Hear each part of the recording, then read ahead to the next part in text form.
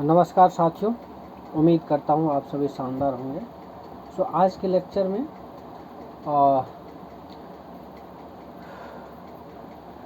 Emergency provisions, inter state relation, उसके बाद भी और सारे चैप्टर्स करेंगे। तो अभी जो है फ़िलहाल हम इमरजेंसी प्रोविजंस कवर कर रहे हैं। क्या है इमरजेंसी प्रोविजंस, राइट। अब देखिए, सबसे पहली बात और इम्पोर्टेंट बात, ये जो इमरजेंसी प्रोविज़न जो है आपका पार्ट कह सकते हैं 18 में। कौन से में?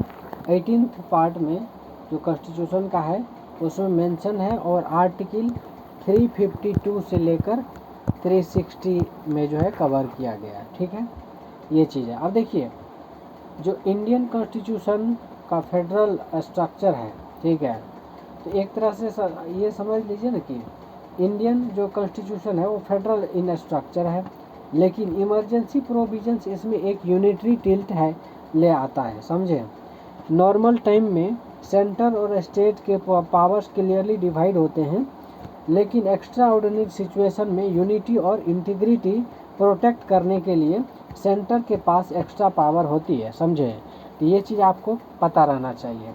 अब देखिए, जो इमरजेंसी प्रोविजंस है इसका जो बेसिक ऑब्जेक्टिव्स है वो ये है कि सिक्योरिटी ऑफ इंडिया, मतलब समझे, जो सिक्योरिटी ऑफ इंडिया है उसको क्या करना है, प्रोटेक्ट करना है, चाहे वो एक्सटर्नल हो, इंटरनल हो, या किसी भी तरह का थ्रेट्स हो, तो ऐसे कंडीशन में सिक्योरिटी प्रोवाइड करना। दूसरी बात, कॉन्स्टिट्यूशनल मशीनरी का प्रॉपर फंक्शनिंग इंश्योर करना, ये भी बात सही है। ठीक है, जो कॉन्स्टिट्यूशनल मशीनरी है वो प्रॉपर तरीके से फंक्शन में है या नहीं है, इस चीज़ को इंश्योर करना, ये भी ऑब्जेक्टिव है।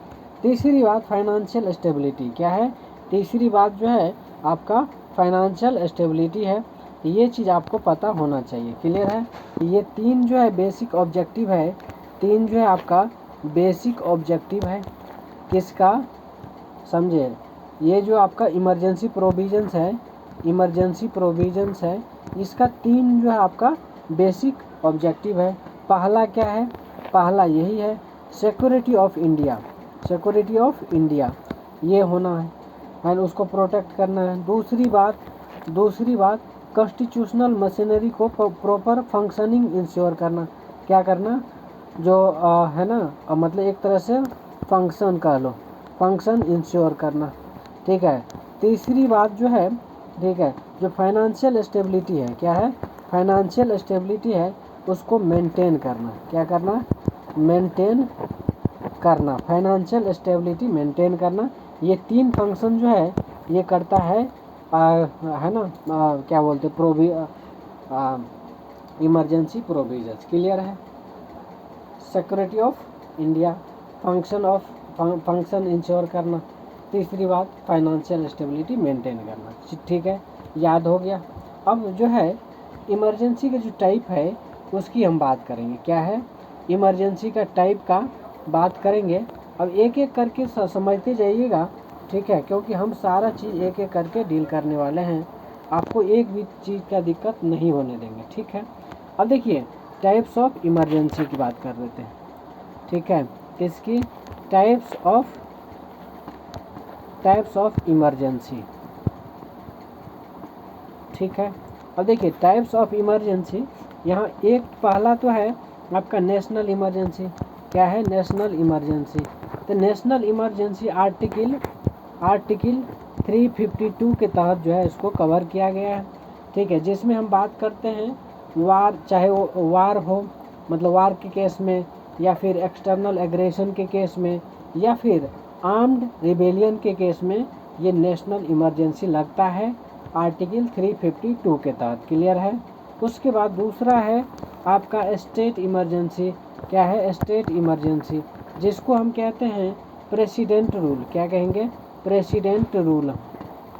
ठीक है, क्या कहेंगे? प्रेसिडेंट रूल लग गया ऐसा, यानी कि इसको हम आर्टिकल 356 एंड 365 के अंदर कवर करते हैं। ठीक है, आर्टिकल 356 एंड 365 के अंदर कवर करते हैं। इसमें जो है जैसे मान के चलिए कि कॉन्स्टिट्यूशनल मशीनरी है वो फेल्योर हो जाता है स्टेट का, तो ऐसे कंडीशन में स्टेट इमरजेंसी यानी कि प्रेसिडेंट रूल अप्लाई करते हैं। क्लियर है, प्रेसिडेंट रूल अप्लाई करते हैं, ये चीज़ है। तीसरी बात आपका है फाइनेंशियल इमरजेंसी। क्या है? Financial emergency. तो देखिए फाइनेंशियल इमरजेंसी 360 आर्टिकल 360 के अंदर हम इसको मेंशन करते हैं।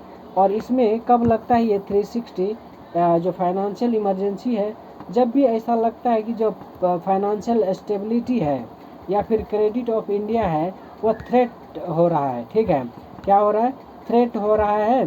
तो ऐसे कंडीशन में फाइनेंशियल इमरजेंसी लगाते हैं। क्लियर है, फाइनेंशियल इमरजेंसी लगाते हैं। तो आई थिंक ये चीज़ आपको क्लियर हो गया होगा। ठीक है, ये चीज़ आपको बिल्कुल क्रिस्टल क्लियर हुआ होगा। अगर यहाँ भी किसी तरह का दिक्कत है तो आप बेहिचक आप पूछ सकते हैं, कमेंट कर सकते हैं, उसके थ्रू हम सॉल्यूशन प्रोवाइड करेंगे। ठीक है, अब एक एक चीज़ करके हम बात कर लेते हैं। पहली बात जो है आपका नेशनल इमरजेंसी। क्या है? National emergency. पहली बात नेशनल इमरजेंसी। तो देखिए नेशनल इमरजेंसी की तरह जो आर्टिकल 352 की बात कर रहे हैं, किसकी? 352 की बात कर रहे हैं। तो इसमें ग्राउंड्स ऑफ प्रोक्लेमेशन, क्या है? Grounds of proclamation. इसमें देखिए क्या होता है कि जो नेशनल इमरजेंसी है तब डिक्लेयर होती है जब वार हो, यानी कि दो या अधिक देशों के बीच क्या होता है, एक फॉर्मली वार डिक्लेयर कर दिया जाता है, या फिर कह सकते हैं आर्म्ड कन्फ्लिक्ट हो जाता है। क्या होता है? आर्म्ड कन्फ्लिक्ट हो जाता है। ठीक है, आर्म्ड कन्फ्लिक्ट हो जाता है। ऐसे कंडीशन में हम क्या लगाते हैं? नेशनल इमरजेंसी लगाते हैं। दूसरी बात, ये तो हो गया वार के कंडीशन। दूसरा एक्सटर्नल एग्रेशन। क्या है? एक्सटर्नल एग्रेशन हो जाए। क्या हो जाए? एक्सटर्नल एग्रेशन हो जाए, मतलब बाहरी क्या कहते हैं, शत्रु या एनिमी का अटैक या थ्रेट ऑफ अटैक बिना फॉर्मल वार डिक्लेरेशन के। मतलब जब भी कोई एग्रेशन हो जाए, एक्सटर्नल एग्रेशन हो बिना किसी डिक्लेरेशन के, तब वैसे कंडीशन में भी नेशनल इमरजेंसी आर्टिकल 352 यूज करके लगाते हैं। क्लियर है? ठीक है। तीसरी बात जो है आर्म्ड रिबेलियन। क्या है? Armed rebellion. अब समझिएगा आर्म्ड रिबेलियन। अब देखिए आर्म्ड रिबेलियन जो है ये एक तरह से समझ लीजिए internal armed uprising against government of India. ठीक है, जो भी इंटरनल आर्म्ड अपराइजिंग है वो किसके अगेंस्ट लगाता है? गवर्नमेंट ऑफ इंडिया के थ्रू लगाता है। क्लियर है? अब इसमें क्या होता है, मान के चलिए, अब जो देखिए एक आया था 44th कॉन्स्टिट्यूशनल अमेंडमेंट, याद होगा आपको। ठीक है, तो उससे पहले जो है ना ये जो था वो नहीं था। और 44th अमेंडमेंट 1978 में ये जो इंटरनल डिस्टर्बेंस टर्म आया, ठीक है, वो काफ़ी क्या था, मतलब पहले जो है एक तरह से समझ लीजिए जो 1978 से पहले इंटरनल डिस्टर्बेंस जो है वर्ड करके था। ठीक है, वो काफ़ी वेग था। ठीक है, क्या था? काफ़ी वेग था, और उसका जो है ना मिसयूज होने का बहुत ज़्यादा चांस था। तो इसीलिए 1975 में ये चीज़ जो है ना चेंज होके, ठीक है, ये चेंज हो गया। ठीक है, ये अब उसके बाद जो 44th अमेंडमेंट 1978 आया, ठीक है, उसके बाद जो है ये मतलब कहने का मतलब उसको रिप्लेस करके, इंटरनल डिस्टर्बेंस को रिप्लेस करके आर्म्ड रिबेलियन बना दिया गया। ठीक है, क्या? आर्म्ड रिबेलियन बना दिया गया। ठीक है, जो स्पेसिफिक और नैरो ग्राउंड होता है, समझे? ये चीज़ आपको ध्यान रखना। उसके बाद जो है हम बात करेंगे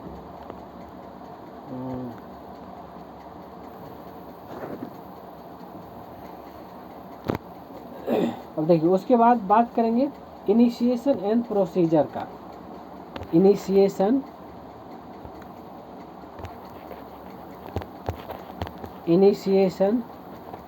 एंड प्रोसीजर की। इनिशिएशन एंड प्रोसीजर की। अब देखिए यहाँ समझिएगा। ठीक है, कैबिनेट रिटन रिकमेंडेशन क्या है? प्रेसिडेंट के पास यूनिलैटरल पावर नहीं है। Written recommendation from union cabinet council of minister as a whole mandatory है। क्या है ये? सेफ गार्ड जो है 44th अमेंडमेंट के बाद इंट्रोड्यूस हुआ है और यहाँ पर पार्लियामेंट्री अप्रूवल यानी कि प्रोक्लेमेशन को 1 मंथ के अंदर वो दोनों हाउस में क्या करना होता है? अप्रूव करवाना होता है, समझे। फिर अप्रूवल के लिए स्पेसिफिक मेजोरिटी चाहिए। क्या चाहिए? स्पेशल मेजोरिटी चाहिए, समझे। स्पेशल मेजोरिटी क्लियर है? क्या चाहिए? स्पेशल मेजोरिटी चाहिए। Majority of total membership of the house and 2/3 majority of members present and voting. ये है। अगर 1 मंथ में अप्रूवल नहीं हुआ तो क्या होगा? इमरजेंसी ऑटोमेटिकली लैप्स हो जाएगी, समझे। ये अब देखिए ड्यूरेबल एंड रिन्यूअल की बात करेंगे। ड्यूरेशन एंड रिन्यूएबल, इसको जो है रिन्यू भी कर सकते हैं। वंस अप्रूव्ड, एक बार अगर अप्रूव हो जाता है तो 6 मंथ तक के लिए वैलिड रहता है। क्लियर है? कितने मंथ के लिए? 6 मंथ तक के लिए जो है आपका वैलिड रहता है। हर 6 मंथ में रिन्यूअल के लिए सेम स्पेशल मेजोरिटी चाहिए होता है और अनलिमिटेड रिन्यूएबल पॉसिबल है। लेकिन सेफ गार्ड अगर 1 साल से ज़्यादा चलानी हो तो लोकसभा इलेक्शन पोस्टपोन होना चाहिए। क्या होना चाहिए? लोकसभा पोस्टपोन होना चाहिए। क्लियर है? तो ये चीज़ है। उसके बाद हम बात करेंगे रिवोकेशन की। किसकी बात करेंगे? रिवोकेशन की। अब यहाँ समझिएगा रिवोकेशन। देखिए एक वर्ड है रिवोकेशन।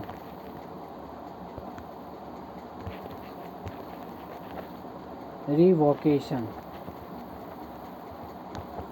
क्या है?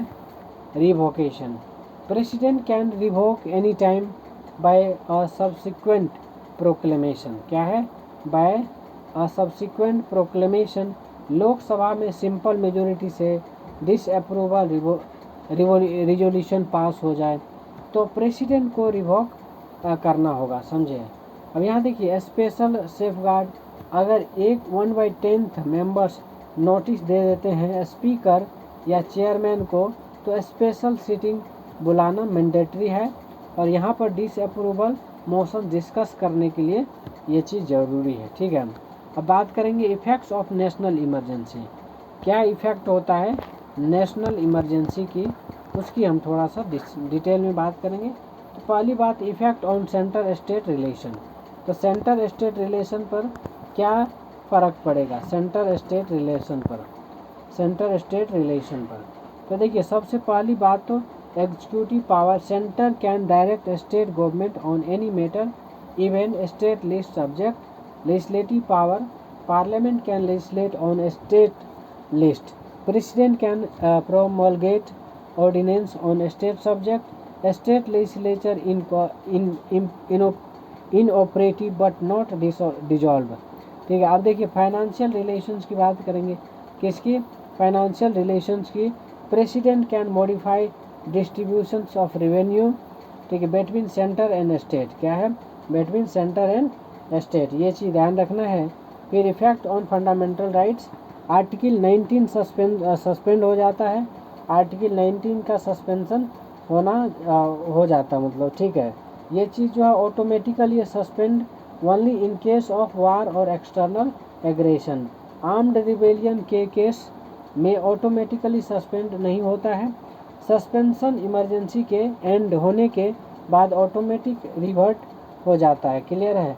अब आर्टिकल 359 यानी कि सस्पेंशन ऑफ इन्फोर्समेंट की बात करेंगे तो प्रेसिडेंट बाय ऑर्डर सस्पेंड कर सकता है right to move any court for enforcement of specific या स्पेसिफाइड फंडामेंटल राइट्स।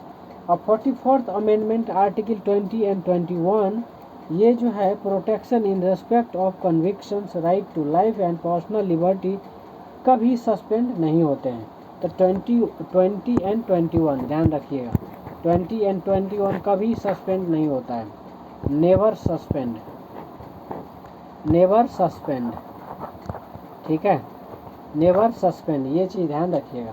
20 एंड 21 जो है कभी सस्पेंड नहीं होता है, इसको याद रखना है। क्लियर है। अब बात करेंगे effect on Lok Sabha and state assembly. क्या है इफ़ेक्ट, क्या है इसका लोकसभा एंड स्टेट असेंबली पर क्या इफ़ेक्ट पड़ेगा, अब यहाँ समझिएगा। ठीक है, देखिए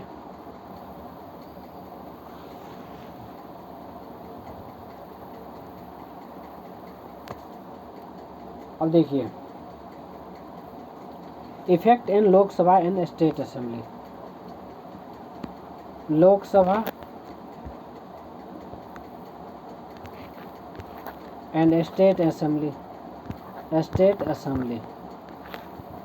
पर क्या इफेक्ट पड़ेगा समझिएगा।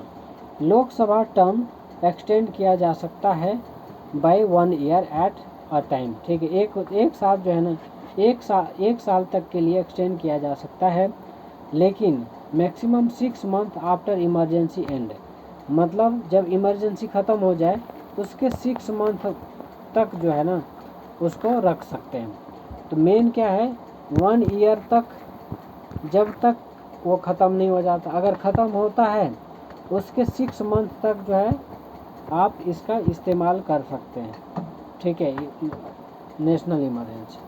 क्लियर है, ये चीज़ आपको ध्यान रखना है। मतलब लोकसभा टर्म एक्सटेंड किया जा सकता है बाय 1 ईयर तक एट अ टाइम। ठीक है, लेकिन maximum 6 month after emergency ends, है ना, जब इमरजेंसी ख़त्म हो जाए उसके बाद जो है 6 मंथ तक जो है उसको मैक्सिमम रख सकते हैं। स्टेट असेंबली का टर्म भी सिमिलर रूल फॉलो करता है, ये चीज़ आपको ध्यान रखना है। उसके बाद जो है पास्ट नेशनल इमरजेंसी की बात करेंगे। किसकी, पास्ट नेशनल इमरजेंसी 1962 से लेकर 1968।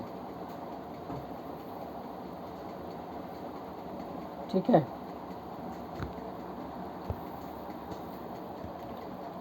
नाइनटीन 1962 से 1968 इसमें साइनो इंडियन वार होता है। ठीक है, फिर 1971 से लेकर 1977 71 से लेकर 1977 तक जो है इंडो पाक वार होता है, जिसमें हम एक्सटर्नल एग्रेशन की बात करते हैं। क्या करते हैं, एक्सटर्नल एग्रेशन की। अब 1975 से लेकर 1977 यहाँ पर इंटरनल डिस्टर्बेंस यानी कि मिसयूज केसेस और लेटर रिप्लेस्ड बाय, इसी को आर्म्ड रिबेलियन टर्म जो है दिया जाता है। ठीक है, तो ये चीज़ आपको ध्यान रखना है। क्लियर है। फिर आता एक केस आता है ना, जो कि मैंने समझा दिया है। 1975 से लेकर 1977 जिसको हम इंटरनल डिस्टर्बेंस कहते हैं या फिर मिसयूज केसेस समझ लीजिए। फिर जाके जो है बाद में जो वर्ड था उसको रिप्लेस कर दिया गया और बना दिया गया आर्म्ड रिबेलियन टर्म। ठीक है, क्या बनाया गया, आर्म्ड रिबेलियन टर्म। ठीक है, अब देखिए यहाँ पर समझिएगा कि जो सेफगार्ड्स है उसको 44th अमेंडमेंट के तहत जो है ऐड किया गया, जिसमें written recommendation from union cabinet mandatory कर दिया गया और स्पेशल मेजॉरिटी अप्रूवल नीडेड कर दिया गया। फिर इमरजेंसी का ग्राउंड इंटरनल डिस्टर्बेंस से नैरो करके क्या किया गया, आर्म्ड रिबेलियन कर दिया गया। ठीक है, फिर आर्टिकल 20 एंड 21 के राइट्स कभी सस्पेंड नहीं हो सकते, इसको जो है बोला गया। ठीक है, और इसमें लोकसभा के 1/10 मेंबर डिसअप्रूवल मोशन ला सकते हैं, ये चीज़ है। मतलब लोकसभा में जितने भी मेंबर है उसका अगर 1/10 मेंबर डिसअप्रूवल करके क्या कहते हैं, डिसअप्रूवल मोशन अगर ला कर उस चीज़ को किया जा सकता है। ठीक है, ये है। उसके बाद जो है हम बात करेंगे जुडिशियल रिव्यू की। इसकी जुडिशियल रिव्यू की।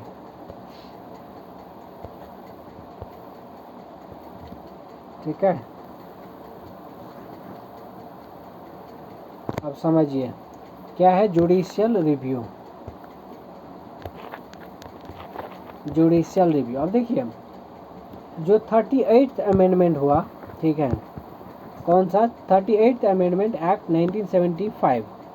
ठीक है, 1975, जिसमें कि प्रेसिडेंट सेटिस्फैक्शन को फाइनल एंड नॉन जस्टिसिएबल बनाया गया। ठीक है, ये चीज़ है। फिर 44th अमेंडमेंट ने इसको रिमूव किया और अब जो है जुडिशियल रिव्यू पॉसिबल है। क्या है? जुडिशियल रिव्यू पॉसिबल कर दिया गया। फिर जो है इंदिरा गांधी वर्सेस राजनारायण 1975, कोर्ट ने कहा कि इमरजेंसी के प्रोक्लेमेशन का मॉडिफाइड ग्राउंड जुडिशियली रिव्यू हो सकता है। क्या हो सकता है? जुडिशियली रिव्यू हो सकता है। ये चीज़ ध्यान रखना है। फिर अब ये समझे। अब जो है हम देखिए अभी तक क्या क्या देख लिया। आर्टिकल 352, ठीक है। फिर war, external aggression, armed rebellion, approval की अगर बात करो तो बोथ हाउस में अप्रूवल होना, ठीक है, स्पेशल मेजोरिटी के साथ। ड्यूरेशन 6 मंथ, अनलिमिटेड रिन्यूअल कर सकते हो उसको। और रिवोकेशन की बात करोगे तो प्रेसिडेंट एनी टाइम और लोकसभा रिजोल्यूशन कर सकता है। फिर सेफ गार्ड की बात करोगे तो 44th अमेंडमेंट है ना, cabinet written advice, fundamental protections, armed rebellion terms और पास्ट यूजेज 1962, 1971 एंड 1975। ठीक है, इस तरीके से हमने सारे चीज़ कवर किया। ठीक है, उसके बाद जो है हम बात करेंगे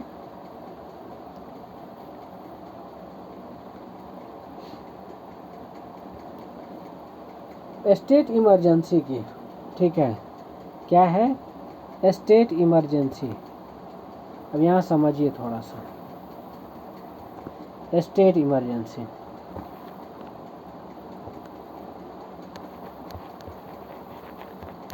स्टेट इमरजेंसी। अब देखिए इसी को हम कहते हैं प्रेसिडेंट रूल। स्टेट इमरजेंसी कह लीजिए या फिर प्रेसिडेंट रूल कह लीजिए, एक ही बात है। ठीक है, अब ये आर्टिकल 356 एंड 365 के तहत जो है इसको किया जाता है ना। और यहाँ ग्राउंड्स ऑफ प्रोक्लेमेशन की अगर बात करोगे तो आर्टिकल 356 है।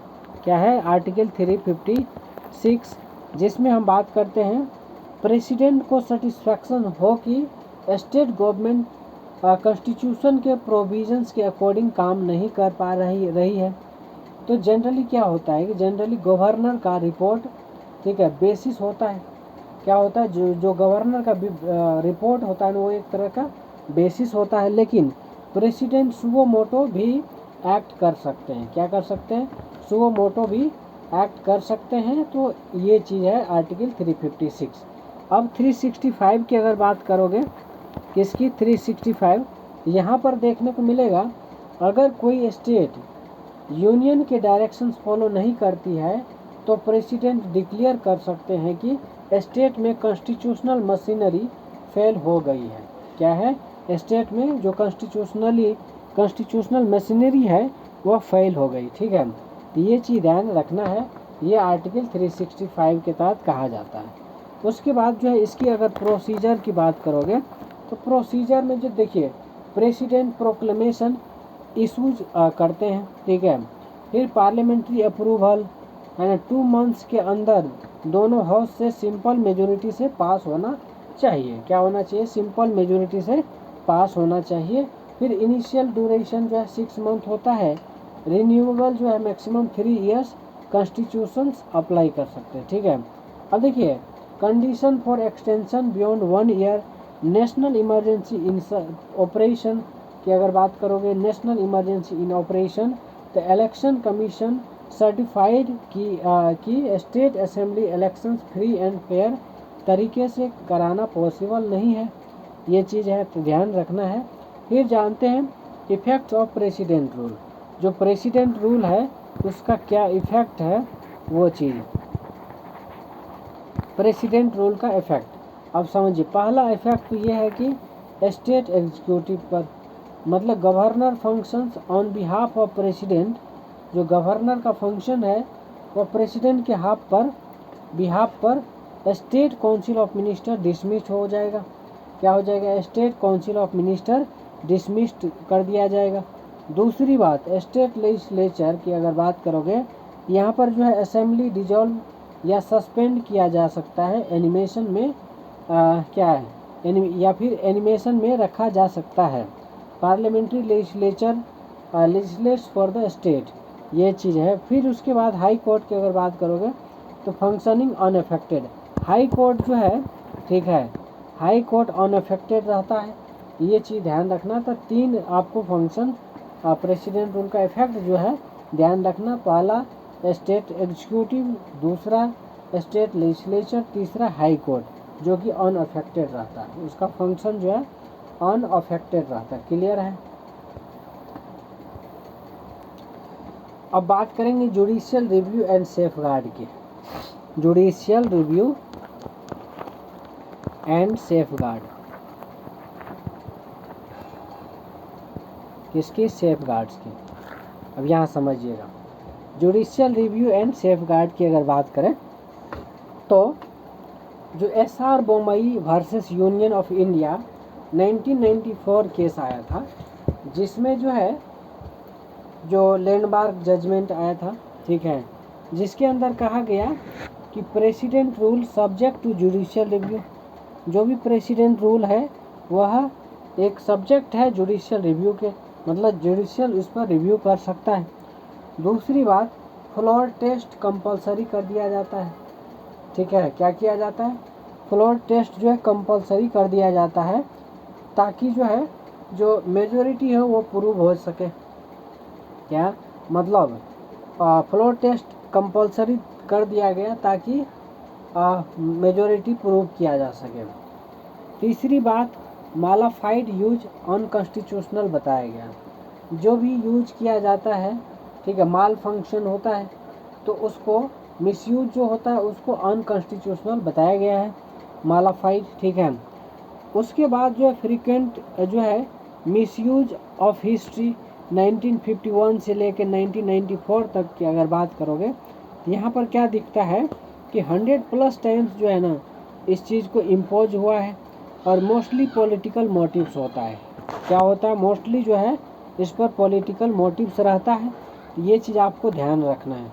उसके बाद जो है after Bommai case misuse drastically reduce, जैसे बोमई केस हुआ उसके बाद जो है जो जिस तरीके से मिसयूज हो रहा था बिल्कुल ड्रास्टिकली रिड्यूस हुआ, उसमें डिक्रीमेंट हुआ, ठीक है। अब देखिए यहाँ पर नोटेबल इंस्टांसेस की अगर बात करोगे तो 1977 में जनता पार्टी गवर्नमेंट ने कांग्रेस रूल्ड स्टेट में क्या किया? इम्पोज किया, और 1980 में इंदिरा गांधी ने जनता रूल स्टेट्स में इम्पोज किया, समझे।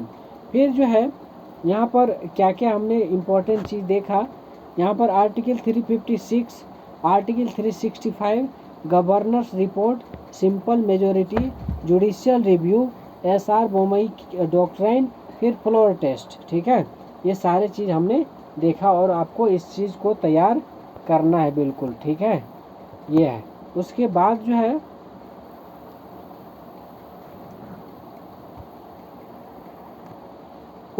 जो है हम देखेंगे फाइनेंशियल इमरजेंसी।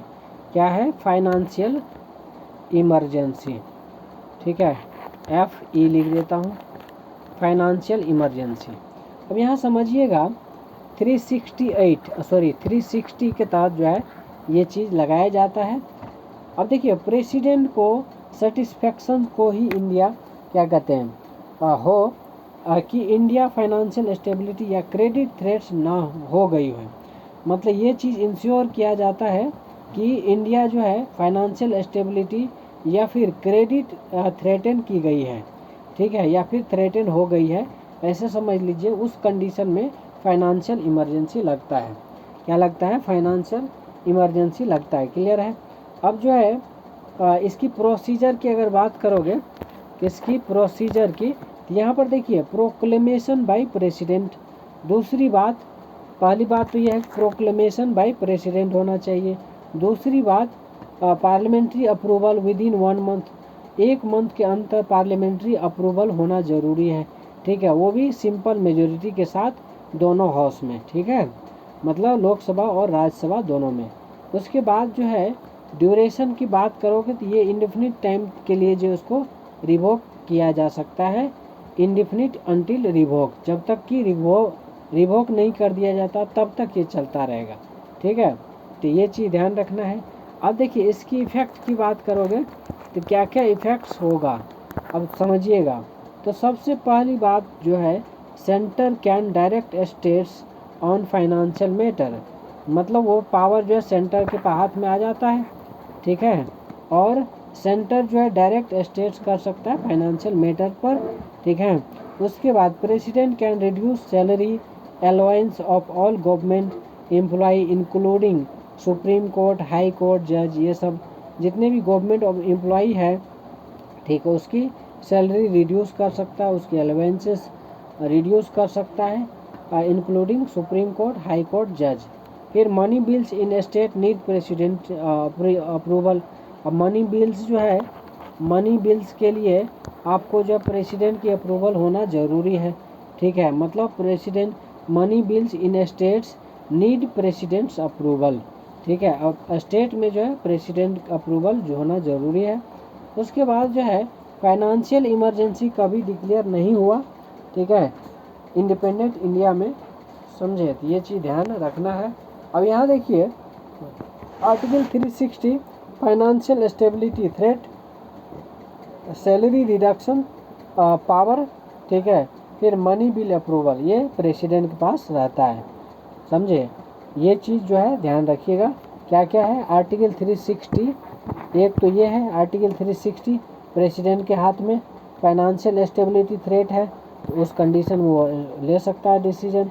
फिर salary reduction power, money bill approval, ये प्रेसिडेंट के हाथ में होता है।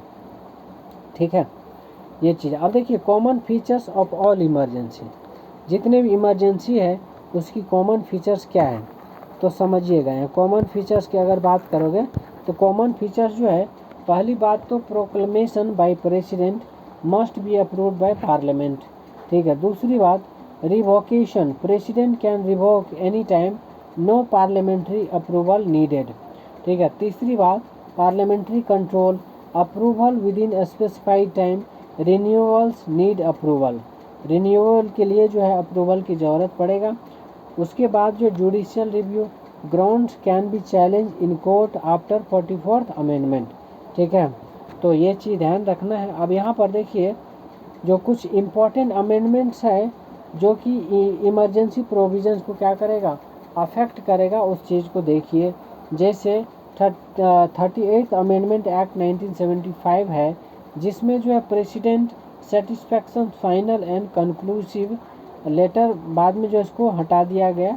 ठीक है, फिर 42nd अमेंडमेंट एक्ट 1976 आया, जिसमें स्ट्रेंथन किया गया सेंटर्स के पावर को और कर्टेल जुडिशियल रिव्यू। ठीक है, फिर जो है 44th अमेंडमेंट एक्ट 1978 आता है, जिसमें major safeguard, cabinet written advice, special majority, fundamental right protection, इसकी हम बात करते हैं। ठीक है, तो ये चीज़ है। अब देखिए यहाँ जो है इम्पोर्टेंट सुप्रीम कोर्ट जजमेंट की बात करेंगे। क्या करेंगे, important supreme court judgement, SR Bommai versus union of India 1994 है ना, judicial review of president rule, Minerva Mills versus union of India 1980, judicial review part of basic structure. फिर ADM Jabalpur versus Shivkant Shukla 1976, habeas corpus not maintainable during emergency, overrule later. ठीक है, बाद में उसको over rule कर दिया गया। फिर इंदिरा गांधी वर्सेस राजनारायण 1975 आता है, जिसके अंदर इमरजेंसी मिसयूज चैलेंज किया जाता है। ठीक है, ये चीज़ है। तो फिर जो है हम देखेंगे कंपैरिजन, देखेंगे 3 टाइप्स ऑफ इमरजेंसी का। अब देखिए जो 3 टाइप्स का इमरजेंसी है उसके बीच क्या क्या कंपेयर कर सकते हैं, कैसे कर सकते हैं, उस चीज़ को थोड़ा सा हाईलाइट करते हैं। ठीक है, तो देखिए सबसे पहली बात आपका नेशनल इमरजेंसी है। क्या है, नेशनल इमरजेंसी। दूसरा स्टेट इमरजेंसी। और तीसरा है फाइनेंशियल इमरजेंसी। तीसरा फाइनेंशियल इमरजेंसी। अब तीनों में कंपेयर करते हैं। पहली ये जो आर्टिकल 352 के तहत किया जाता है, इसको जो 356 और /365 स्लैश मत कहिए, एंड कहिए, ठीक है। ये चीज़ है। और ये जो है आपका 360 के तहत इसको किया जाता है। फिर अगर ये कब कब होता है, जब मान के चलिए वार हो, ठीक है, या एक्सटर्नल एग्रेशन हो, ठीक है, या फिर आर्म्ड रिबेलियन हो, क्या हो, आर्म्ड रिबेलियन हो। ऐसे कंडीशन में जो है आपका नेशनल इमरजेंसी लगता है, ठीक है। फिर अगर क्या कहते हैं, स्टेट इमरजेंसी की बात करोगे तो मान के चलिए कोई कॉन्स्टिट्यूशनल मशीनरी है, क्या है, कॉन्स्टिट्यूशनल मशीनरी है, उसकी अगर फेलियर हो जाए, वो फेल हो जाती है, ठीक है, तो ऐसे कंडीशन में आप क्या कहते हैं, स्टेट इमरजेंसी लगाते हैं, ठीक है। फिर फाइनेंशियल इमरजेंसी की अगर बात करो, यहाँ पर फाइनेंशियल स्टेबिलिटी थ्रेटेंड होता है, तो ऐसे कंडीशन में आप फाइनेंशियल इमरजेंसी लगाते हो, ठीक है। अब देखो क्या है नाम है यार, नेशनल इमरजेंसी की अगर बात करोगे, यहाँ पर क्या होता है, स्पेशल मेजोरिटी चाहिए होता है, स्पेशल मेजोरिटी चाहिए होगा, ठीक है। यहाँ पर जो है आपका सिंपल मेजोरिटी चाहिए, क्या है, सिंपल मेजोरिटी चाहिए, ठीक है। स्पेशल मेजोरिटी, सिंपल मेजोरिटी, और उसके बाद यहाँ पर बात करेंगे तो यहाँ पर भी सिंपल मेजोरिटी चाहिए, क्लियर है। इस टाइप से आपको ध्यान देना है। फिर ड्यूरेशन की बात करोगे तो नेशनल इमरजेंसी के लिए आपको जो है 6 मंथ से लेकर अनलिमिटेड रिन्यूअल कर सकते हैं। 6 मंथ जो है इसकी टाइम पीरियड है आफ्टर एंड ऑफ मतलब नेशनल इमरजेंसी। फिर उसको बार बार जो है आप रिन्यू कर सकते हैं, क्या कर सकते हैं, रिन्यू कर सकते हैं, वो अनलिमिटेड रिन्यूअल हो सकता है। यहाँ पर जो 6 मंथ से लेकर स्टेट इमरजेंसी के केस में 6 मंथ से लेकर मैक्सिमम 3 इयर्स तक जो है कर सकते हैं, ठीक है। और यहाँ पर जो है अनलिमिटेड पीरियड ऑफ टाइम के लिए कर सकते हैं, क्लियर है। तो ये चीज़ आपको ध्यान रखना है। अब देखिए impact on fundamental right, obvious सी बात है, जब नेशनल इमरजेंसी लगेगा तो क्या कहते हैं, आपका फंडामेंटल राइट्स जो है इम्पैक्ट पड़ेगा उस पर, ठीक है। फिर दूसरी बात जो है जब स्टेट इमरजेंसी में फंडामेंटल राइट्स पर कोई इम्पैक्ट नहीं पड़ता है, उसी टाइप से फाइनेंशियल इमरजेंसी में भी क्या कहते हैं, आपका फंडामेंटल राइट्स इम्पैक्टेड नहीं होता है, ये चीज़ है। और उसके बाद जो है सुप्रीम कोर्ट जुरिडिक्शन की अगर बात करें तो नेशनल इमरजेंसी के केस में जुडिशियल रिव्यू पॉसिबल होता है, और स्टेट इमरजेंसी में भी जुडिशियल रिव्यू पॉसिबल है, और क्या कहते हैं, फाइनेंशियल इमरजेंसी में भी जुडिशियल रिव्यू पॉसिबल है, क्लियर है। ये सब चीज़ था, आपको ध्यान देना है। और देखिए आपको क्या क्या फोकस करना है इस चैप्टर के अंदर। एक तो है कि आपको करना है फेडरलिज्म विद यूनिटरी बायस, दूसरी बात कैबिनेट रिटन रिकमेंडेशन, तीसरी बात special majority versus simple majority, और उसके बाद SR Bommai doctrine suspension of fundamental rights, 44th amendment safeguards. ये चीज़ आपको ध्यान रखना है, क्लियर है। अब कुछ इम्पोर्टेंट चीज़ जो है, मतलब एक तरह से कह सकते हैं इम्पोर्टेंट क्वेश्चन समझ लीजिए, उसको आपको देखना है, ठीक है, ताकि आपका कंसेप्ट जो है बिल्कुल क्लियर हो जाए, क्लियर है, क्या हो जाए, बिल्कुल कंसेप्ट क्लियर हो जाए, ठीक है। अब बात करेंगे यहाँ जो इम्पोर्टेंट जैसे पहला क्वेश्चन है, पहला क्वेश्चन लिखिए आप, है ना, पहला क्वेश्चन मैं बोल दे रहा हूँ, ठीक है। नेशनल इमरजेंसी डिक्लेयर करने के लिए प्रेसिडेंट को रिटन रिकमेंडेशन किसके लेनी होती है, तो ऑब्वियस सी बात है यूनियन कैबिनेट की।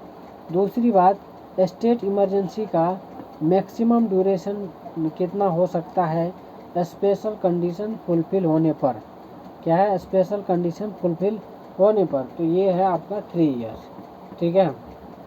तीसरी क्वेश्चन है फाइनेंशियल इमरजेंसी के दौरान प्रेसिडेंट कौन सा यूनिक पावर एक्सरसाइज करते हैं, ऑब्वियस सी बात है salary and allowances of all government employee including supreme court, high court जज रिड्यूस कर सकते हैं, क्या कर सकते हैं, रिड्यूस कर सकते हैं। फिर SR बोमई केस किस इमरजेंसी से रिलेट है, ऑब्वियस सी बात है SR बोमई केस जो है आपका स्टेट इमरजेंसी प्रेसिडेंट रूल से रिलेटेड है, ठीक है। फिर आर्टिकल 20 एंड 21 का सस्पेंशन नेशनल इमरजेंसी में भी क्यों नहीं होता है, क्योंकि देखिए 44th कॉन्स्टिट्यूशनल अमेंडमेंट एक्ट 1978 के सेफगार्ड्स के कारण ये चीज़ पॉसिबल नहीं हो पाता है, ठीक है। ये चीज़ है आपको ध्यान देना है। क्लियर है, समझे। चलिए नेक्स्ट चैप्टर है हमारा इंटर स्टेट रिलेशन। ये भी काफ़ी इम्पोर्टेंट चैप्टर्स है। इसमें आर्टिकल 362, ठीक है, फिर 263 ये सब की बात करेंगे, 261, ठीक है, और भी बहुत सारे हैं, 301, 307, ठीक है, और 19, 301, 303 ये सब की बात करेंगे एक एक करके, ठीक है। तो देखिए पहली बात तो जो पहली हम बात करना चाहेंगे कॉन्स्टिट्यूशनल स्कीम की। क्या है? Constitutional schemes. अब यहाँ समझिएगा, इंडियन कॉन्स्टिट्यूशन का फेडरल कैरेक्टर है, ठीक है। क्या है? फेडरल। इंडियन कॉन्स्टिट्यूशन का क्या है? फेडरल कैरेक्टर है, लेकिन सेंटर के पास यूनिटरी बायस है ताकि स्टेट्स के बीच डिस्प्यूट इफ़िशेंसी सॉल्व हो सके। क्या हो जाए? जो इफ़िशेंटली मतलब जो स्टेट के बीच डिस्प्यूट्स है वह इफ़िशेंटली सॉल्व हो सके, ये चीज़ है। फिर इंटर स्टेट रिलेशन को कॉन्स्टिट्यूशन में मेनली पार्ट 11 जिसमें हम आर्टिकल 245 टू 263 की बात करेंगे और पार्ट 13 आर्टिकल 301 से लेकर 307 की कवर करेंगे, ठीक है। अब यहाँ पर फेडरलिज्म विद यूनिटरी बायस और पार्ट 11 पार्ट 13 की बात करेंगे। अब देखिए इंटर स्टेट वाटर डिस्प्यूट। क्या है? इंटर स्टेट वाटर डिस्प्यूट, समझे। इंटर स्टेट वाटर डिस्प्यूट देखिए आर्टिकल 262 और इसमें जो है एंट्री होता है 17 state list and entry 56 union list की, ठीक है। अब यहाँ देखिए जो कॉन्स्टिट्यूशनल प्रोविजंस है आर्टिकल 262, क्या है? आर्टिकल 262 की, ठीक है, जिसमें हम बात करते हैं पार्लियामेंट को पावर है कि inter state river water dispute के एडजुडिकेशन के लिए क्या किया जाए? लॉ बनाया जाए, ठीक है। और पार्लियामेंट यह भी डिसाइड कर सकते हैं कि सुप्रीम कोर्ट का जुरिडिक्शन इस मैटर में एक्सक्लूड हो, क्या हो, ठीक है। अब एंट्री होता 17 स्टेट लिस्ट की। यहाँ पर जो है water supply, irrigation, canals, drainage, embankment, water storage, water power state subject, ये सब चीज़ें। अब देखिए एंट्री होता है 56 यूनियन लिस्ट की। कितने की? 56 यूनियन लिस्ट की, जिसमें पार्लियामेंट को पावर है उन सब चीज़ों को रेगुलेट करने का और डेवलप करने का inter state reverse and river valleys in public interest, ठीक है, ये चीज़ है। अब देखिए लेजिस्लेटिव फ्रेमवर्क क्या है? Inter state water disputes act 1956 आता है, 1956 आता है, जिसमें हम बात करते हैं ट्राइब्यूनल कॉन्स्टिट्यूशन होता है। क्या होता है? कॉन्स्टिट्यूट होता है बाय सेंट्रल गवर्नमेंट जब स्टेट के बीच जो है नेगोशिएशन फेल हो जाता है, ठीक है। अब देखिए ट्राइब्यूनल के डिसीजन फाइनल एंड बाइंडिंग होता है। ट्राइब्यूनल के डिसीजन फाइनल एंड बाइंडिंग होता है। सुप्रीम कोर्ट जुरिडिक्शन एक्सक्लूडेड, ठीक है, ये चीज़। तीसरी बात जो अमेंडमेंट 2002 है, ठीक है, टाइम बाउंड डिसीजन आता है जिसमें ट्राइब्यूनल को 3 इयर्स में अवार्ड देना होता है, ठीक है, यानी 3 ईयर्स में अवार्ड देना होगा। मैक्सिमम 2 इयर्स एक्सटेंशन है, ठीक है, कितने? 2 इयर्स एक्सटेंशन है, ये चीज़ आपको ध्यान रखना है। फिर मेजर डिस्प्यूट एग्जांपल्स की अगर बात करोगे, यहाँ पर देख सकते हैं बहुत सारे एग्जांपल आप इसको कवर अप कर सकते हैं। जैसे कावेरी जो कर्नाटक, तमिलनाडु, केरला, पुडुचेरी की बात है। कृष्णा रिवर जिसमें महाराष्ट्र, कर्नाटका, आंध्र प्रदेश, तेलंगाना। फिर रवि व्यास पंजाब, हरियाणा, राजस्थान। फिर गोदावरी की बात हो जाती है। यहाँ पर आर्टिकल 262 बाइंडिंग अवार्ड, इंट्री 17 और 56 स्टेट लिस्ट की बात होती है। फिर सुप्रीम कोर्ट जुरिडिक्शन को एक्सक्लूड कर दिया जाता है। ठीक है, अब इंटर स्टेट रिवर बोर्ड्स की बात करेंगे। क्या है? इंटर स्टेट रिवर बोर्ड्स की। ठीक है, इंटर स्टेट रिवर बोर्ड, समझे? क्या है? Inter state river board. ठीक है, इंटर स्टेट रिवर बोर्ड की। यहाँ पर देखिए एंट्री होता है 56 सब्जेक्ट की। ठीक है, कितने? जो यूनियन लिस्ट में आता है, यूनियन लिस्ट में आता है 56 सब्जेक्ट। ठीक है, इंटर। ठीक है, फिर यहाँ पर देखिए parliament by law river boards create कर सकता है। पार्लियामेंट के पास पावर है बाय लॉ कि वो रिवर बोर्ड क्रिएट कर सकता है for regulation and development of inter state reverse. क्या है? Inter state river. ठीक है, दूसरी बात, रिवर बोर्ड्स एक्ट 1956 के तहत, 19 रिवर बोर्ड एक्ट 1956 के तहत जो है ये प्रोविजंस एग्जिस्ट है, लेकिन प्रैक्टिकली कोई बोर्ड कंस्टिट्यूट नहीं हुआ है अभी तक, क्योंकि सेंटर डिस्प्यूट सेटलमेंट के लिए डायरेक्ट ट्राइब्यूनल प्रीफर करता है। क्या करता है? डायरेक्ट ट्राइब्यूनल प्रीफर करता है। ठीक है, यहाँ पर ये एक चीज़ तो आपने देखा होगा, river boards act 1956 important, inter state river development entry 56 subject. अब बात करेंगे इंटर स्टेट काउंसिल की। इंटर स्टेट काउंसिल की, ठीक है, इसमें हम बात करेंगे आर्टिकल 263 की।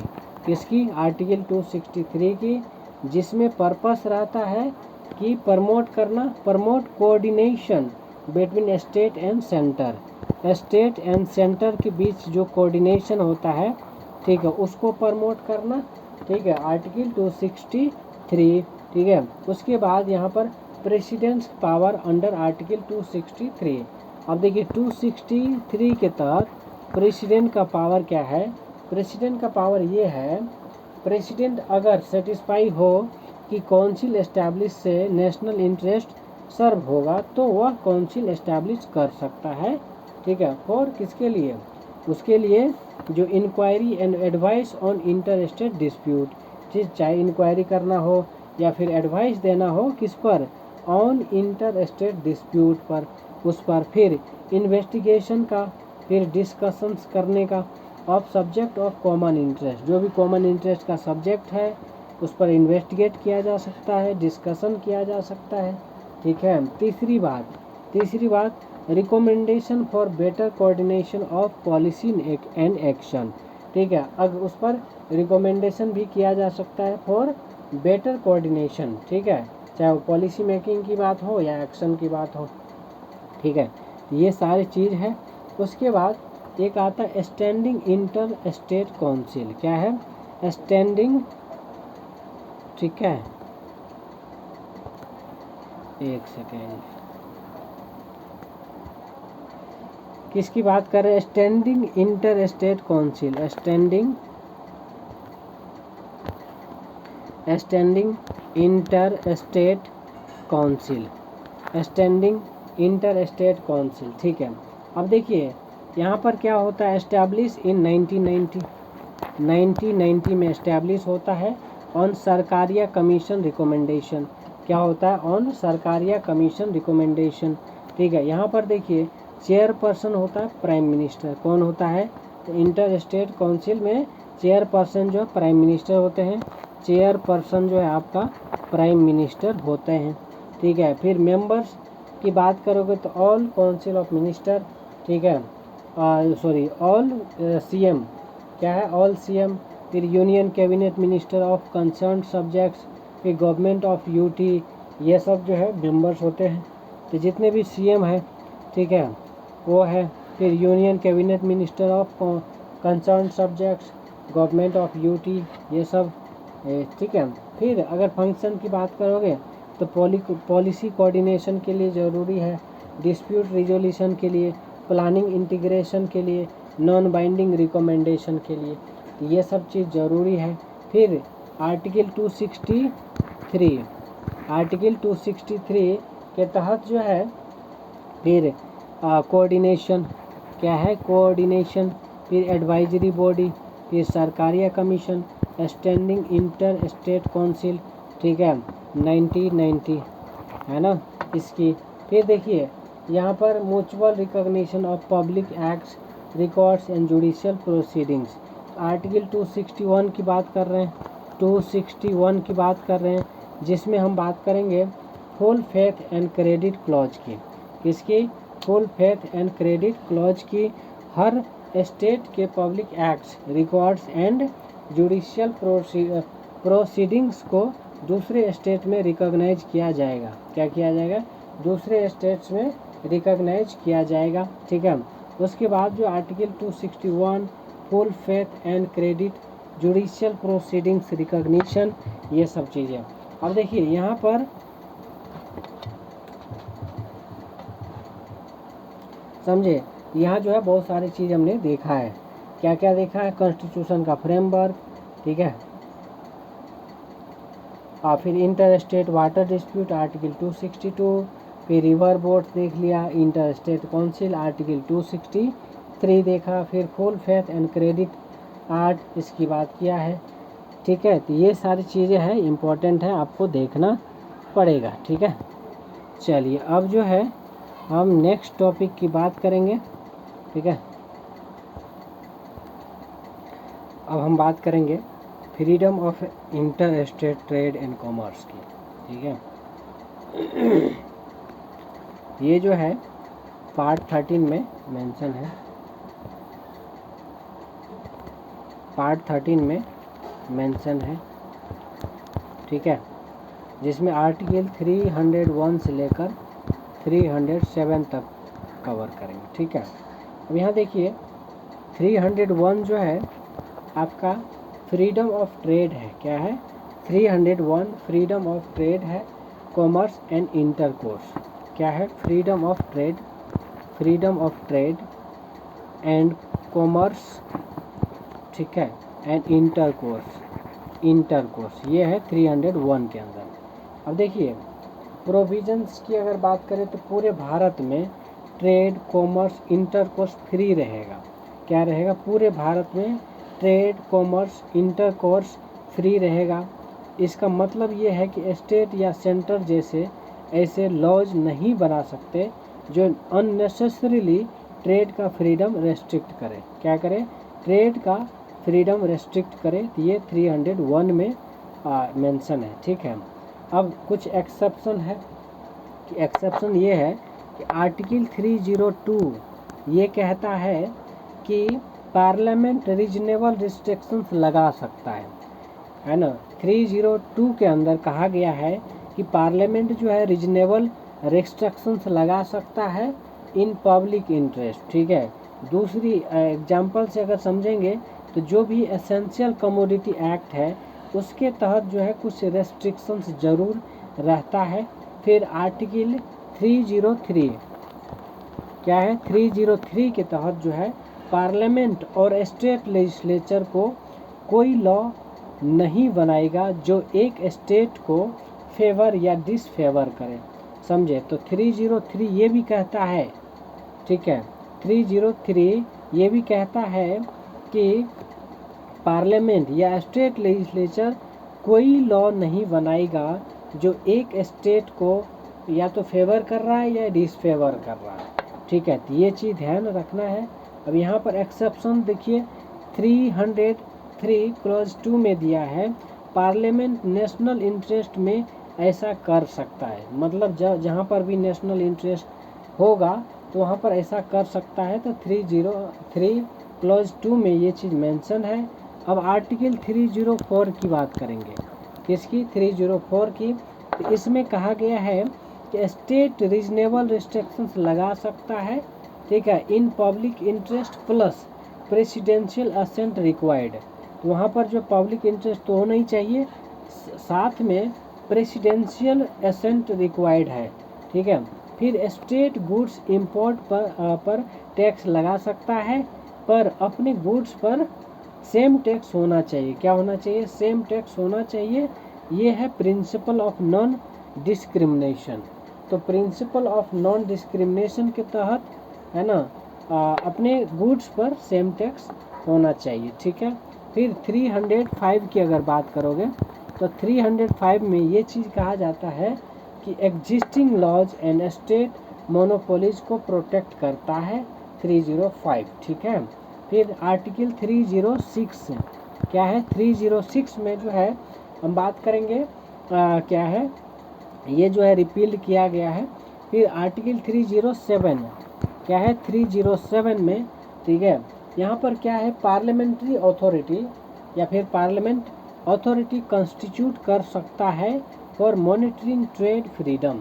ठीक है। तो ये 307 के अंदर इसकी मेंशन है। ठीक है। अब आपको ध्यान क्या रखना है?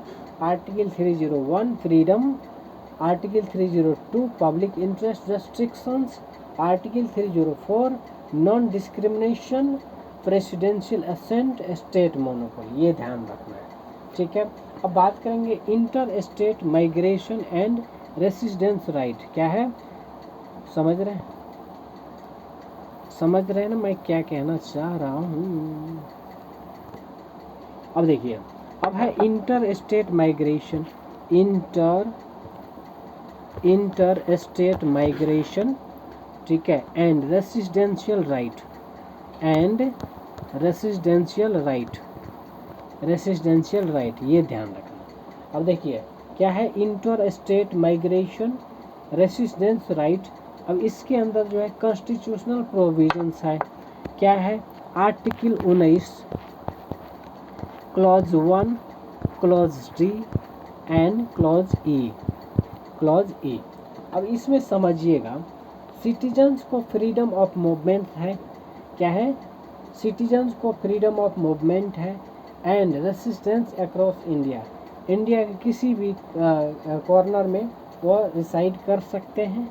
ये आर्टिकल 21 क्लॉज 1 डी एंड ई के तहत बोला गया। ठीक है। दूसरी बात, आर्टिकल 15 में क्या कहा जाता है? आर्टिकल 15 में जो है स्टेट किसी सिटीजन्स को प्लेस ऑफ बर्थ या रेसिडेंस के बेसिस पर डिस्क्रिमिनेट नहीं करेगा, 15 में कहा गया। ठीक है। उसके बाद जो है आर्टिकल 16 क्लॉज 2 में कहा जाता है कि एम्प्लॉयमेंट में स्टेट रेसिडेंस के बेसिस पर डिस्क्रिमिनेशन नहीं करेगा। ठीक है। आप इसमें एक्सेप्शंस देख सकते हैं, जैसे पार्लियामेंट अंडर आर्टिकल 16 क्लॉज 3। क्या है? 16 क्लॉज 3 में ये चीज़ किया प्रिस्क्राइब कर सकता है कि सर्टेन पोस्ट के लिए स्टेट रेसिडेंशियल कंडीशन हो। ठीक है। उसके बाद जो है, ये तो कंडीशन है ना एक तरह से। एग्जांपल देखिए, जैसे public employment in specific background, ठीक है, या फिर बैकवर्ड रीजन्स, इस टाइप से आप देख सकते हैं। उसके बाद आता है inter state migration challenge.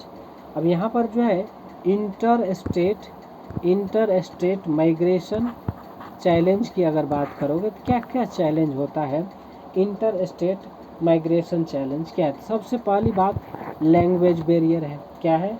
Language barrier. ठीक है। दूसरी बात, आप जो है डोमिसाइल रिक्वायरमेंट होता है। क्या होता है? डोमिसाइल रिक्वायरमेंट होता है। ठीक है। Domicile requirement. तीसरी बात जो है आपका लोकल पॉलिटिकल इशूज हो जाता है, लोकल पॉलिटिकल इशूज होता है। ठीक है। तो ये सब चैलेंज आपको देखना पड़ता है, समझे? तो सबसे पहली बात लैंग्वेज बैरियर होगा, डोमिसाइल रिक्वायरमेंट होगा, लोकल पॉलिटिकल इशूज आएगा। क्लियर है? ये सब चीज़ जो है आपको देखने को मिलेगा। और freedom of movement, domicile, article 19, article 15, article 16, ये इंपॉर्टेंट है, ध्यान रखना है। ठीक है। यहाँ तक कोई इशू है तो बताइए, फिर हम आगे बढ़ते हैं। क्लियर है? जल्दी जल्दी बताइए। ठीक है। अब बात करेंगे inter state coordination during emergency. ठीक है। इंटर स्टेट कोऑर्डिनेशन, ठीक है, coordination during emergency, during emergency, inter state coordination during emergency. अब देखिए पहली बात ये है कि नेशनल इमरजेंसी क्या है, नेशनल इमरजेंसी आर्टिकल 352 इसमें जो है सेंटर डायरेक्ट स्टेट सब्जेक्ट पर लेजिस्लेट कर सकता है। Inter state coordination centre handle करेगा। कौन करेगा? Inter state coordination centre handle करेगा। ये चीज़ ध्यान रखना है। दूसरी बात president rule article 356 and president rule, इसमें जो स्टेट की एग्जीक्यूटिव पावर सेंटर ले लेता है एंड और इंटर स्टेट डिस्प्यूट सेंटर के थ्रू सॉल्व होता है। क्लियर है?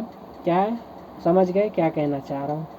प्रेसिडेंट रूल जब लगता है आर्टिकल 356 के तहत, स्टेट की एग्जीक्यूटिव पावर जो होता है वो सेंटर के हाथ में चला जाता है और वहाँ पर इंटर स्टेट डिस्प्यूट सेंटर के थ्रू जो है सॉल्व होता है, उसका सॉल्यूशन सेंटर करता है।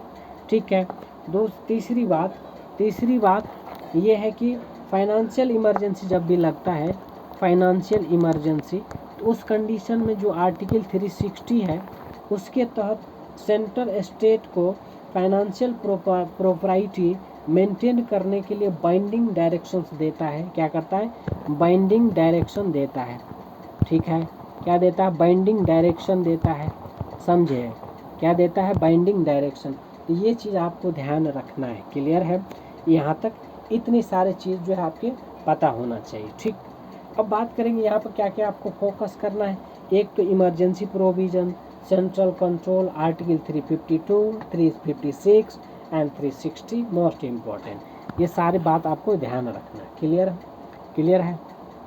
ठीक है, चलिए अब जो है हम बात करेंगे कुछ इम्पॉर्टेंट कमीशंस की। ठीक है, और कमिटी जो रिकमेंडेड किया जाता है ना। तो सबसे पहली बात जो है हमारा है सरकारिया कमीशन।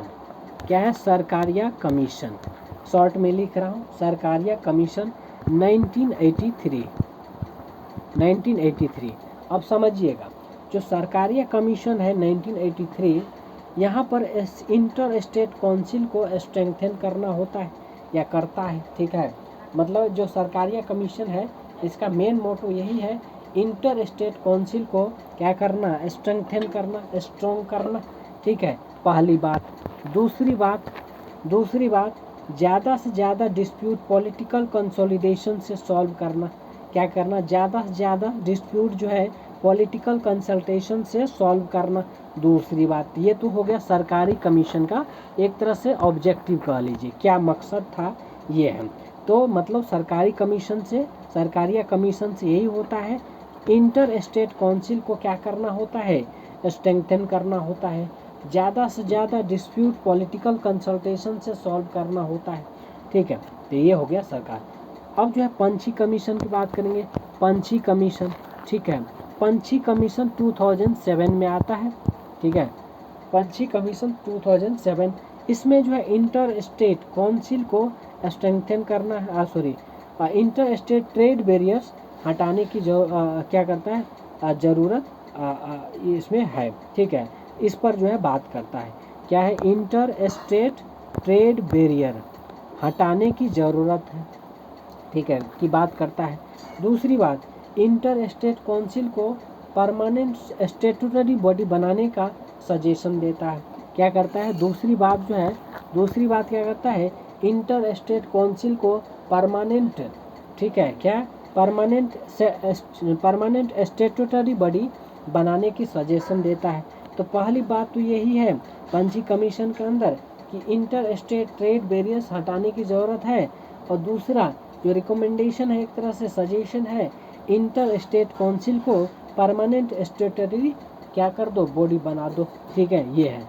तो यहाँ आपको ध्यान रखना, सरकारी कमीशन 1983, पंछी कमीशन 2007 और कोऑपरेटिव फेडरलिज्म, ये सब ध्यान रखना है। क्लियर है?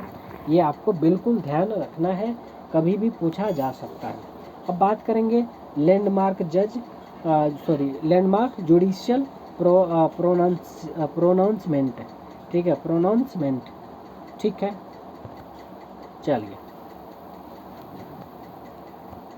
अब देखिए, अब जो है कुछ लैंडमार्क जुडिशियल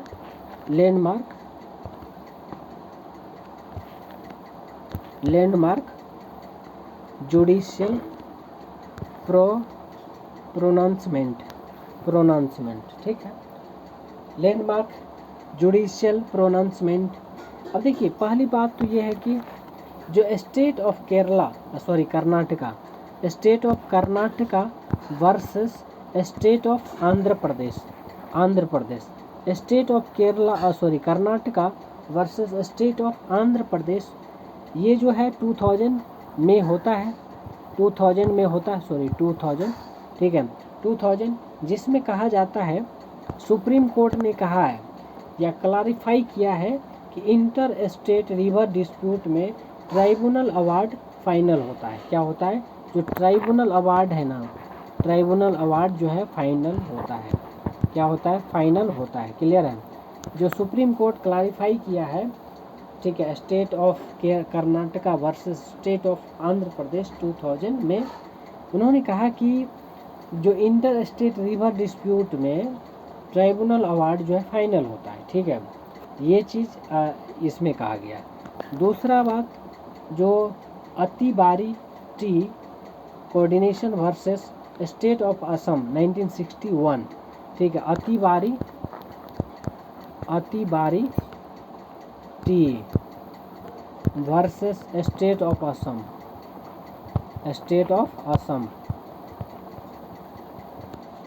ठीक है, 1961 में ये कहा जाता है ट्रेड फ्रीडम आर्टिकल 301 में फंडामेंटल है। क्या है?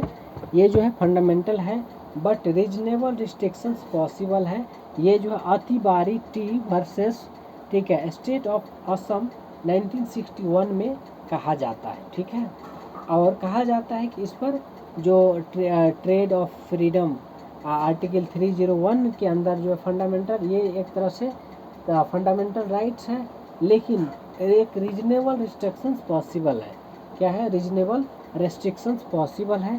तो ये चीज़ आपको ध्यान रखना है। क्लियर है? क्लियर है? ठीक है, अब चलिए तीसरी बात जो है, ठीक है, तीसरी बात ये है कि जो जिंदल स्टेनलेस है, क्या है? जिंदल स्टेनलेस, ठीक है, limited versus state of Haryana, ठीक है, 2016 केस के अंदर ये कहा जाता है एंट्री टैक्स केस। क्या है? ये एक तरह से एंट्री टैक्स केस है। क्या है? एंट्री टैक्स केस है। ठीक है, इसमें principle of non discrimination reform किया जाता है। प्रिंसिपल ऑफ नॉन डिस्क्रिमिनेशन रीअफॉर्म किया जाता है। क्या किया जाता है? रीअफॉर्म किया जाता है। क्लियर है? ये Jindal stainless limited versus state of Haryana 2016 में ये चीज़ कहा जाता है। अब यहाँ समझिएगा, आपको ध्यान क्या रखना, फोकस किस पर करना है? Tribal finality, trade freedom, entry tax, non discrimination. ठीक है, तो ये सारी चीज़ आपको ध्यान रखने हैं। क्लियर है? यहाँ तक क्लियर है? अब देखिए हमने क्या क्या देखा।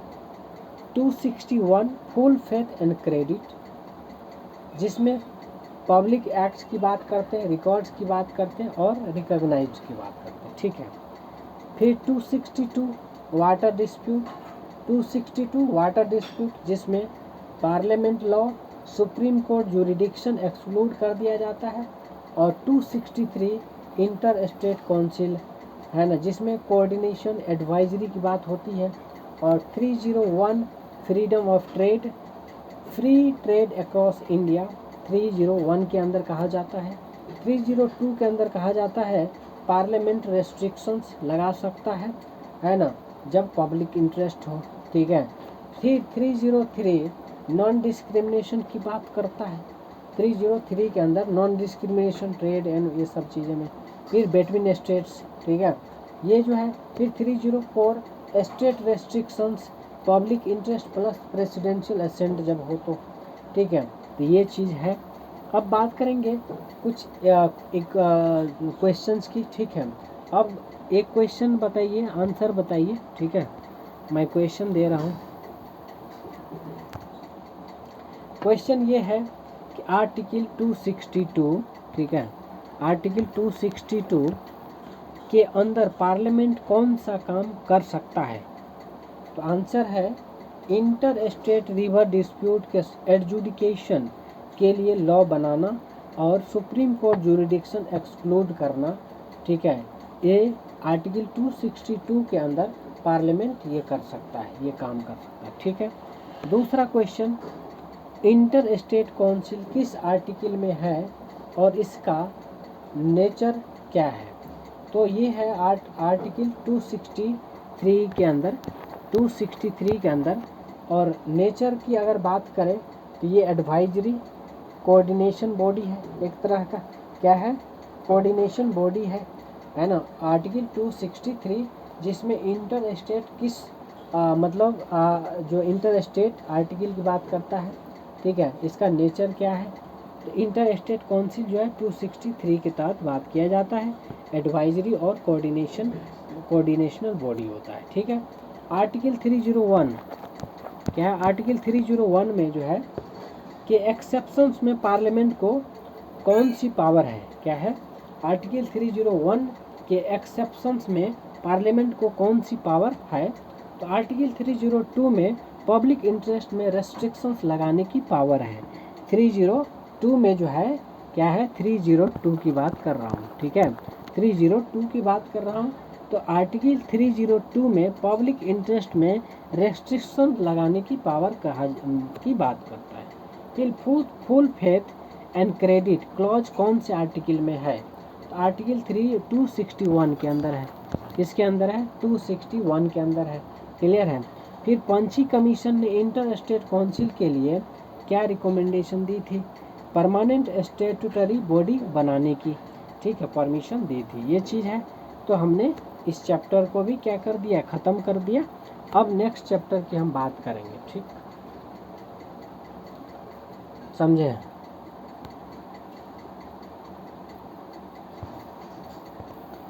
नेक्स्ट चैप्टर है हमारा प्रेसिडेंट, जो कि काफ़ी इम्पोर्टेंट चैप्टर है।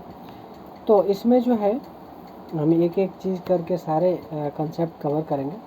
तो सबसे पहली बात ये है कि ये जो है एक कॉन्स्टिट्यूशनल पोजीशन है, ठीक है, और इसको हम 52 से लेकर 62 आर्टिकल, ठीक है, यहाँ से लेकर यहाँ तक के बीच की बात करेंगे, मतलब 52 से लेकर 62 आर्टिकल।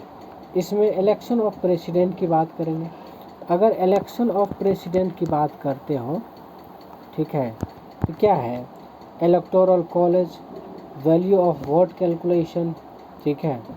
फिर बात करेंगे proportional representation and single transferable vote, qualification क्या होता है, कंडीशन ऑफ ऑफिस क्या है, ओथ एंड अफर्मेशन आर्टिकल 60, फिर टर्म ऑफ ऑफिस, वैकेंसी, री इलेक्शन आर्टिकल 55 to 62, फिर पावर एंड फंक्शन ओवरव्यू। ये सारी चीज़ हम एक एक करके देखेंगे। फिर एग्जीक्यूटिव पावर होता है ना। तो ये चीज़ जो है हम करेंगे एक एक करके, ठीक है। तो सबसे पहली बात, constitutional position of the president क्या है? Constitutional position of the president, of the president, right, clear.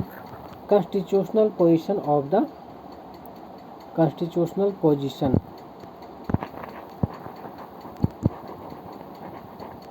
Of the president, right. इसमें 52, 53 की बात करेंगे। 52, 53, आर्टिकल 52 एंड 53। यहाँ देखिए आर्टिकल 52 कहता है कि आर्टिकल 52 ये कहता है कि कॉन्स्टिट्यूशन जो है, there shall be a president of India, क्या होना चाहिए? प्रेसिडेंट ऑफ इंडिया होना चाहिए, ठीक है। इसका मतलब ये है कि इंडिया में हमेशा प्रेसिडेंट का पद होगा। ये परमानेंट पोस्ट है। क्या है? परमानेंट पोस्ट है, मतलब हमेशा रहेगा ये प्रेसिडेंट। ठीक है। आर्टिकल 53 के अंदर ये कहता है, article 53 executive power of the union, मतलब ये है कि यूनियन की एग्जीक्यूटिव पावर प्रेसिडेंट में वेस्टेड है, जो मिनिस्टर की सलाह पर एक्सरसाइज होती है। किसकी सलाह पर? मिनिस्टर की सलाह पर एक्सरसाइज होती है। प्रेसिडेंट नाम मात्र का एग्जीक्यूटिव है, दैट इज नॉमिनल एग्जीक्यूटिव। क्या होता है? Nominal executive. ठीक है। असली शक्ति, असली पावर जो है काउंसिल ऑफ मिनिस्टर के पास है ना। यानी कि पार्लियामेंट्री फॉर्म ऑफ गवर्नमेंट के ये विशेषता है कि काउंसिल ऑफ मिनिस्टर के पास क्या है? रियल पावर है। ठीक है। अब यहाँ पर nominal executive de jure head parliamentary system, article 52, 53 इन इसकी। अब देखिए इलेक्शन ऑफ द प्रेसिडेंट का अगर बात करो तो आर्टिकल 54 किसकी? आर्टिकल 54 ये कहता है, आर्टिकल 54 अब समझिएगा, आर्टिकल 54 मैनर ऑफ इलेक्शन। क्या है? Manner of election.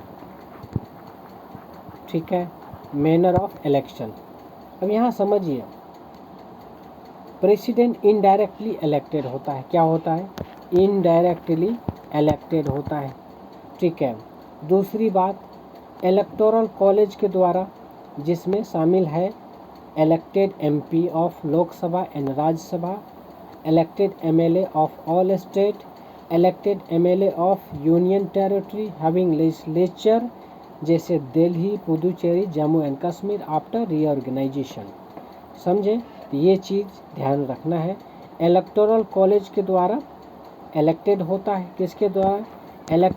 Electorate college के द्वारा इलेक्टेड होता है। ठीक है। जिसमें कौन कौन शामिल है? पहली बात तो एमपी के द्वारा इलेक्टेड होता है। किसका? लोकसभा एंड राज्यसभा के, लोकसभा एंड राज्यसभा। ठीक है, लोकसभा एंड राज्यसभा। दूसरा, इलेक्टेड एमएलए, जो भी एमएलए है उसके द्वारा इलेक्ट किया जाता है। ठीक है, जितने भी स्टेट्स हैं ऑल स्टेट्स के। ठीक है।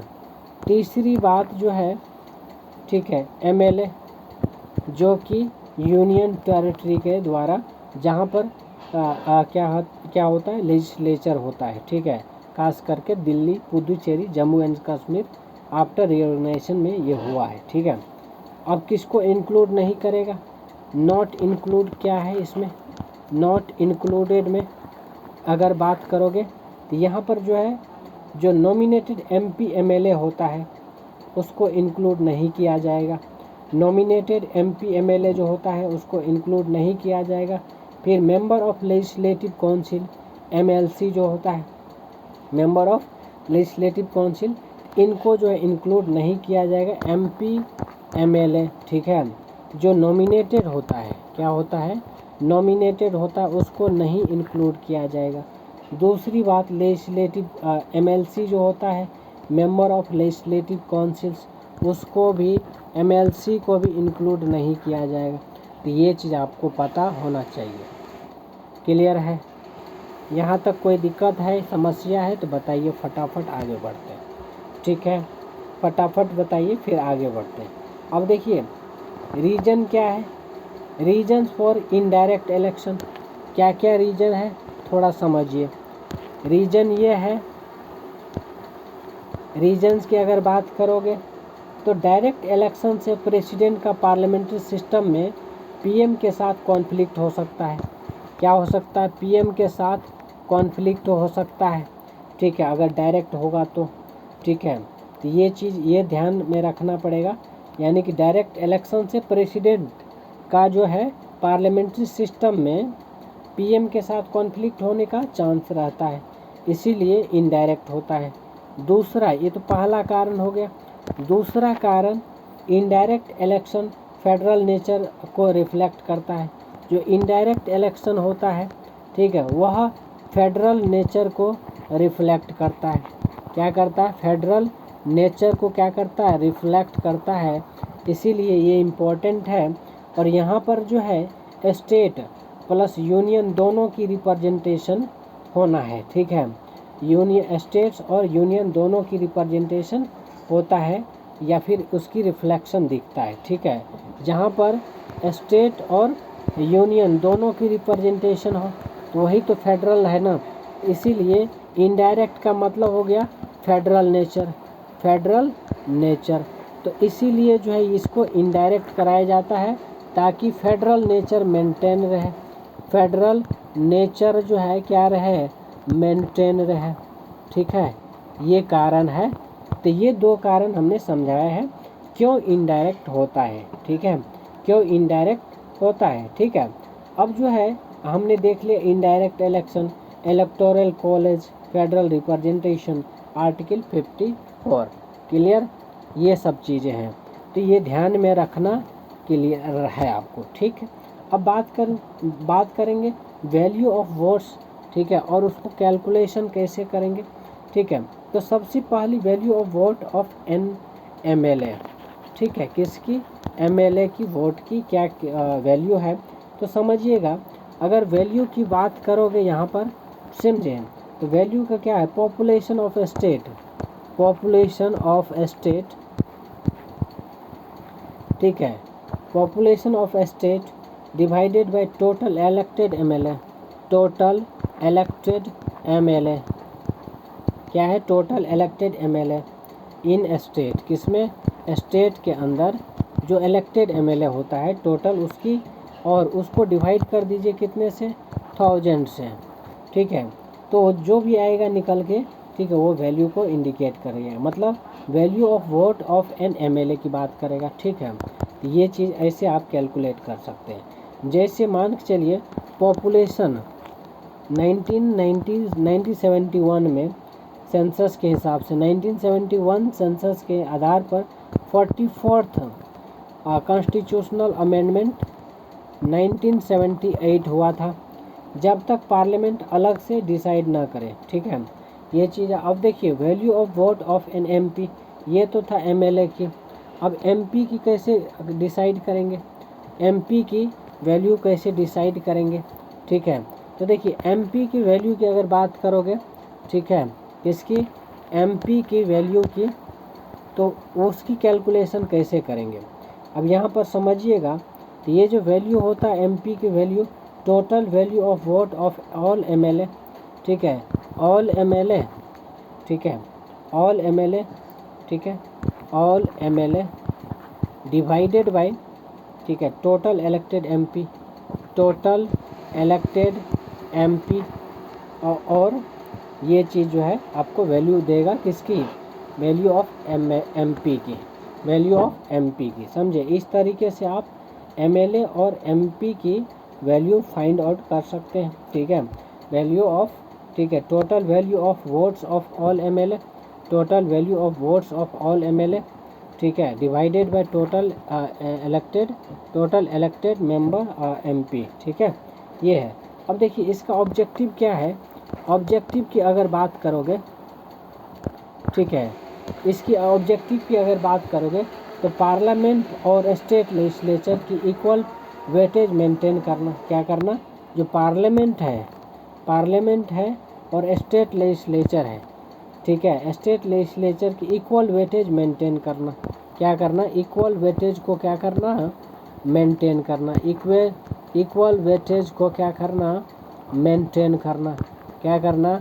मेंटेन करना। क्लियर है? मेंटेन करना, इक्वल वेटेज को मेंटेन करना। क्लियर? अब देखिए ये ऑब्जेक्टिव हो गया। क्या हो गया? ये तो हो गया आपका ऑब्जेक्टिव। अब बात करेंगे, ठीक है, कि इसको एग्जांपल समझ लेते हैं एक बार। अगर किसी स्टेट की पॉपुलेशन 2 करोड़ है, मान के चलिए 1971 में सेंसस, और जो एमएलए मान के चलो 200 हो, तो वैल्यू क्या हो जाएगा? ये जो है आपकी पॉपुलेशन 2 करोड़ को 200 से डिवाइड कर दीजिए, उसको फिर से 1000 से डिवाइड कीजिए। तो ज़रा कीजिए इसको, देखिए मैं एक बार करके बताता हूँ क्या है। मान के चलिए एक स्टेट है, ठीक है, जिसमें 2 करोड़ पॉपुलेशन है। कितने? 2 करोड़ पॉपुलेशन है, ठीक है। 2 करोड़ क्या लिख सकते हैं? इकाई, दहाई, सैकड़ा, हज़ार, 10,000, लाख, 10 लाख, करोड़। ये हो गया 2 करोड़। 1 2 3 4 5 6 7 8, ठीक है। इकाई, दहाई, सैकड़ा, हज़ार, 10,000, लाख, 10 लाख, करोड़, ठीक है। 2 करोड़ हो गया। अब देखिए 2 करोड़ हुआ और MLA जो है 200 है। कितने हैं?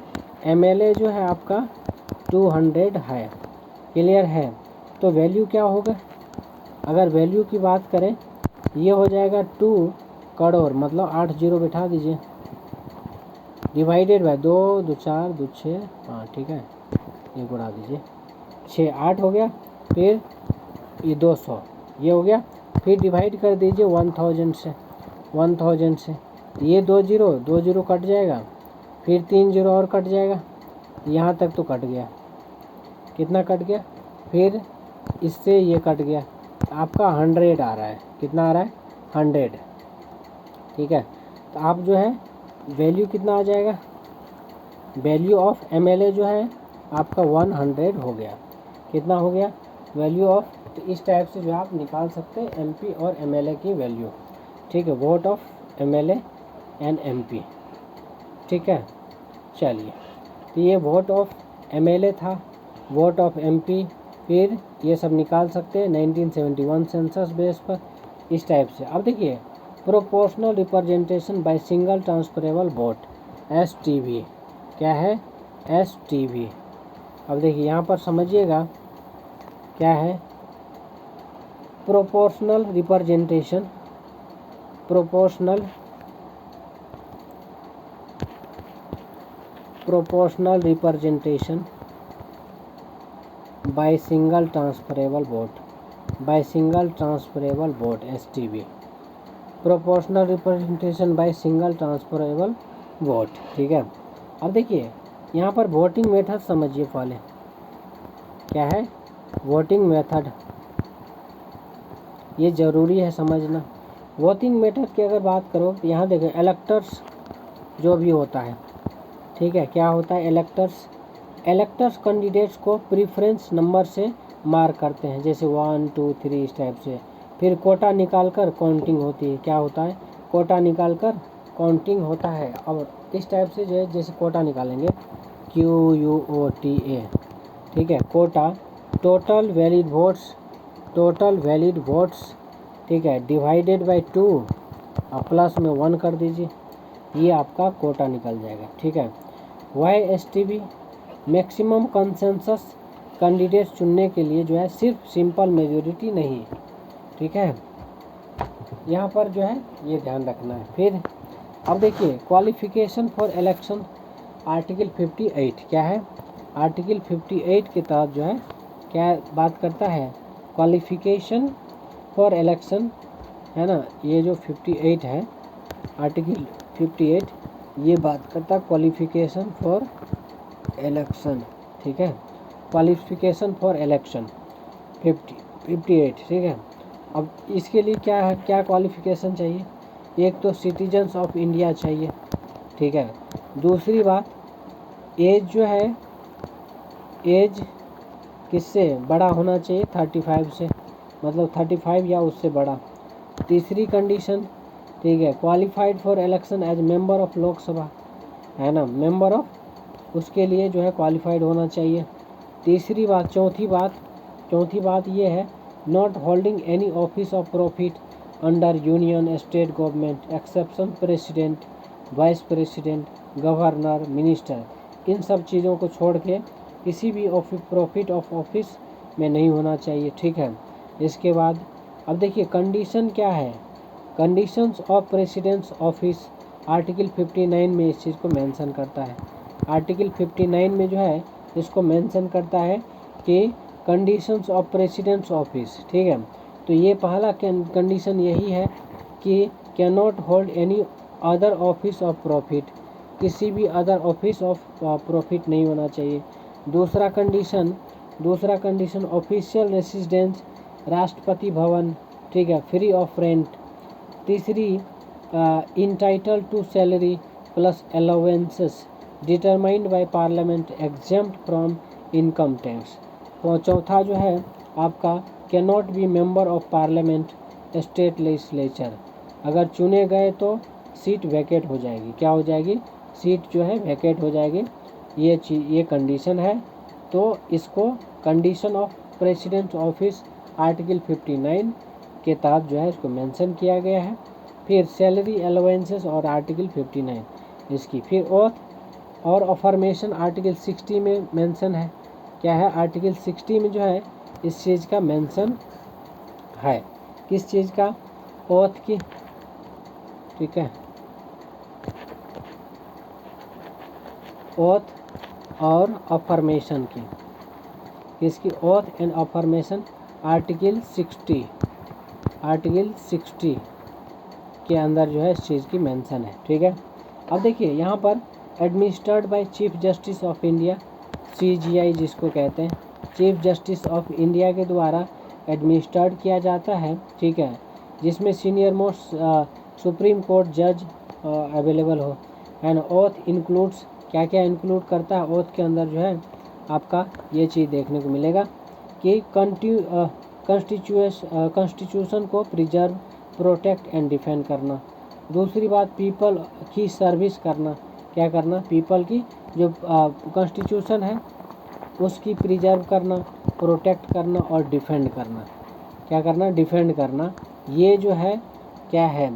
ये जो है ओथ एंड अफर्मेशन है। आर्टिकल 60 में इस चीज़ की मेंशन होती है। ठीक है, फिर पीपल की सर्विस करना, पीपल की सर्विस करना। ठीक है, ये चीज़ जो है आपका दो ध्यान रखना है, administered by chief justice of India, इसमें समझे। और जो ओथ है, ओथ के अंदर ये दोनों कंडीशन लागू होता है। ठीक है, अब जो article 60 oath, preserve, protect, defend, इसकी बात कर लेते हैं। क्लियर है? अब देखिए टर्म्स और आर्टिकल 56 मतलब 56 की बात करेंगे इसमें। ठीक है, टर्म्स की यहाँ समझिएगा थोड़ा सा।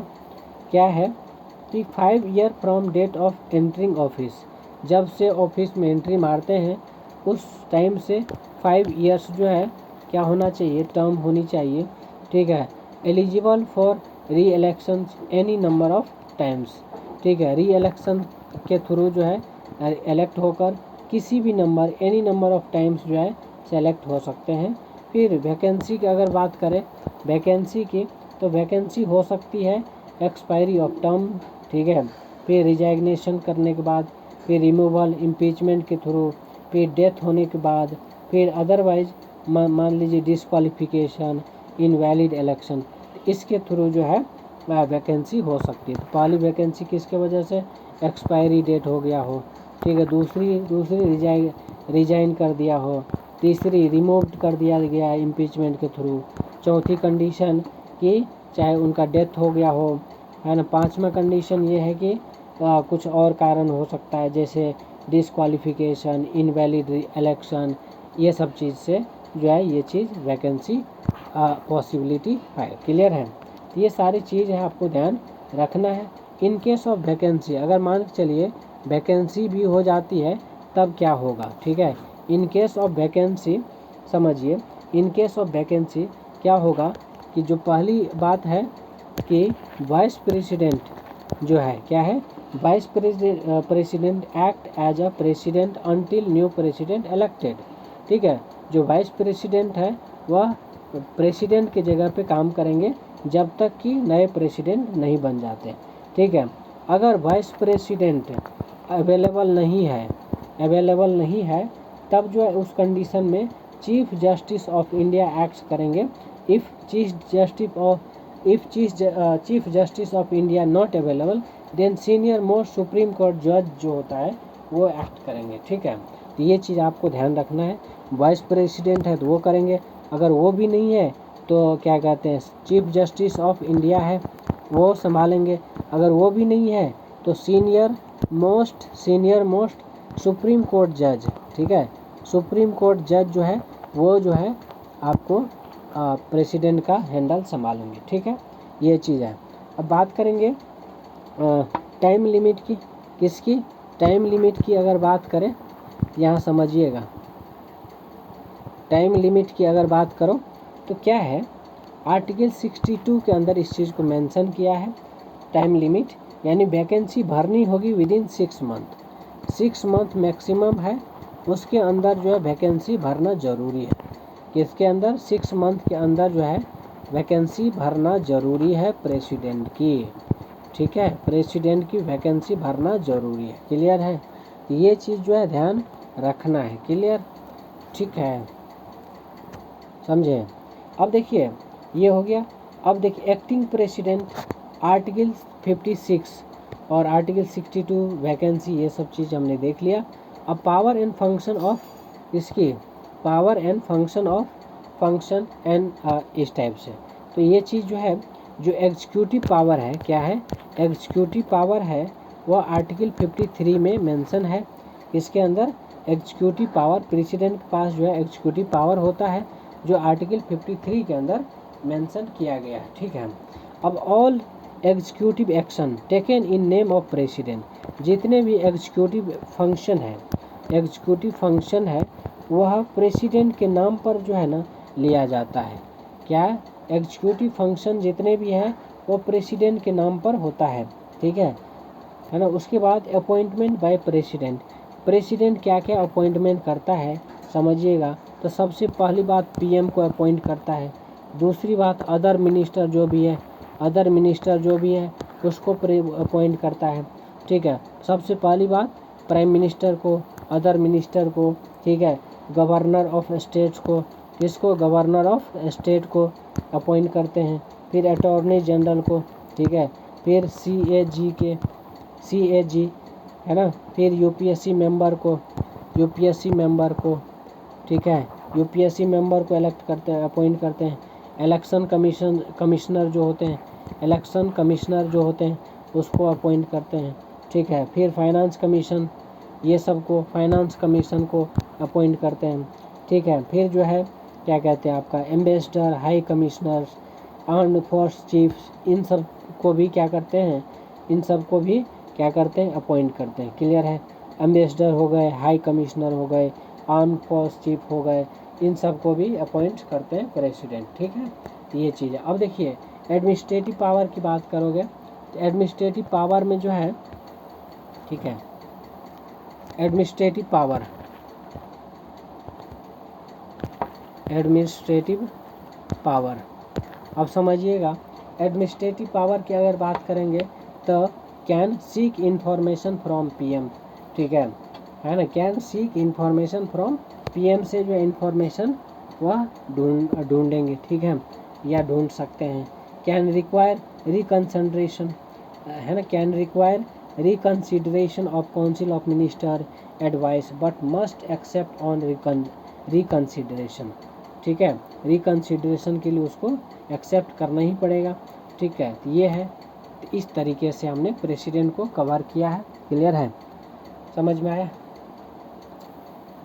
चलिए अब जो है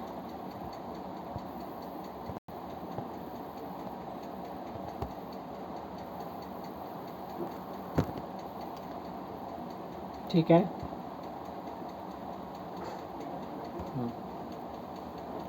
अब बात करेंगे लेजिस्लेटिव पावर ऑफ प्रेसिडेंट। क्या है? Legislative power of president, legislative power of president.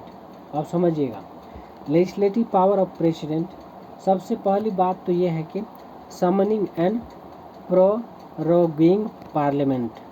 क्या है? समनिंग पावर होता है। दूसरी बात प्रोरोगिंग पार्लियामेंट, मतलब आर्टिकल 85 के तहत, आर्टिकल 85 के तहत president summons each house at least once every 6 month.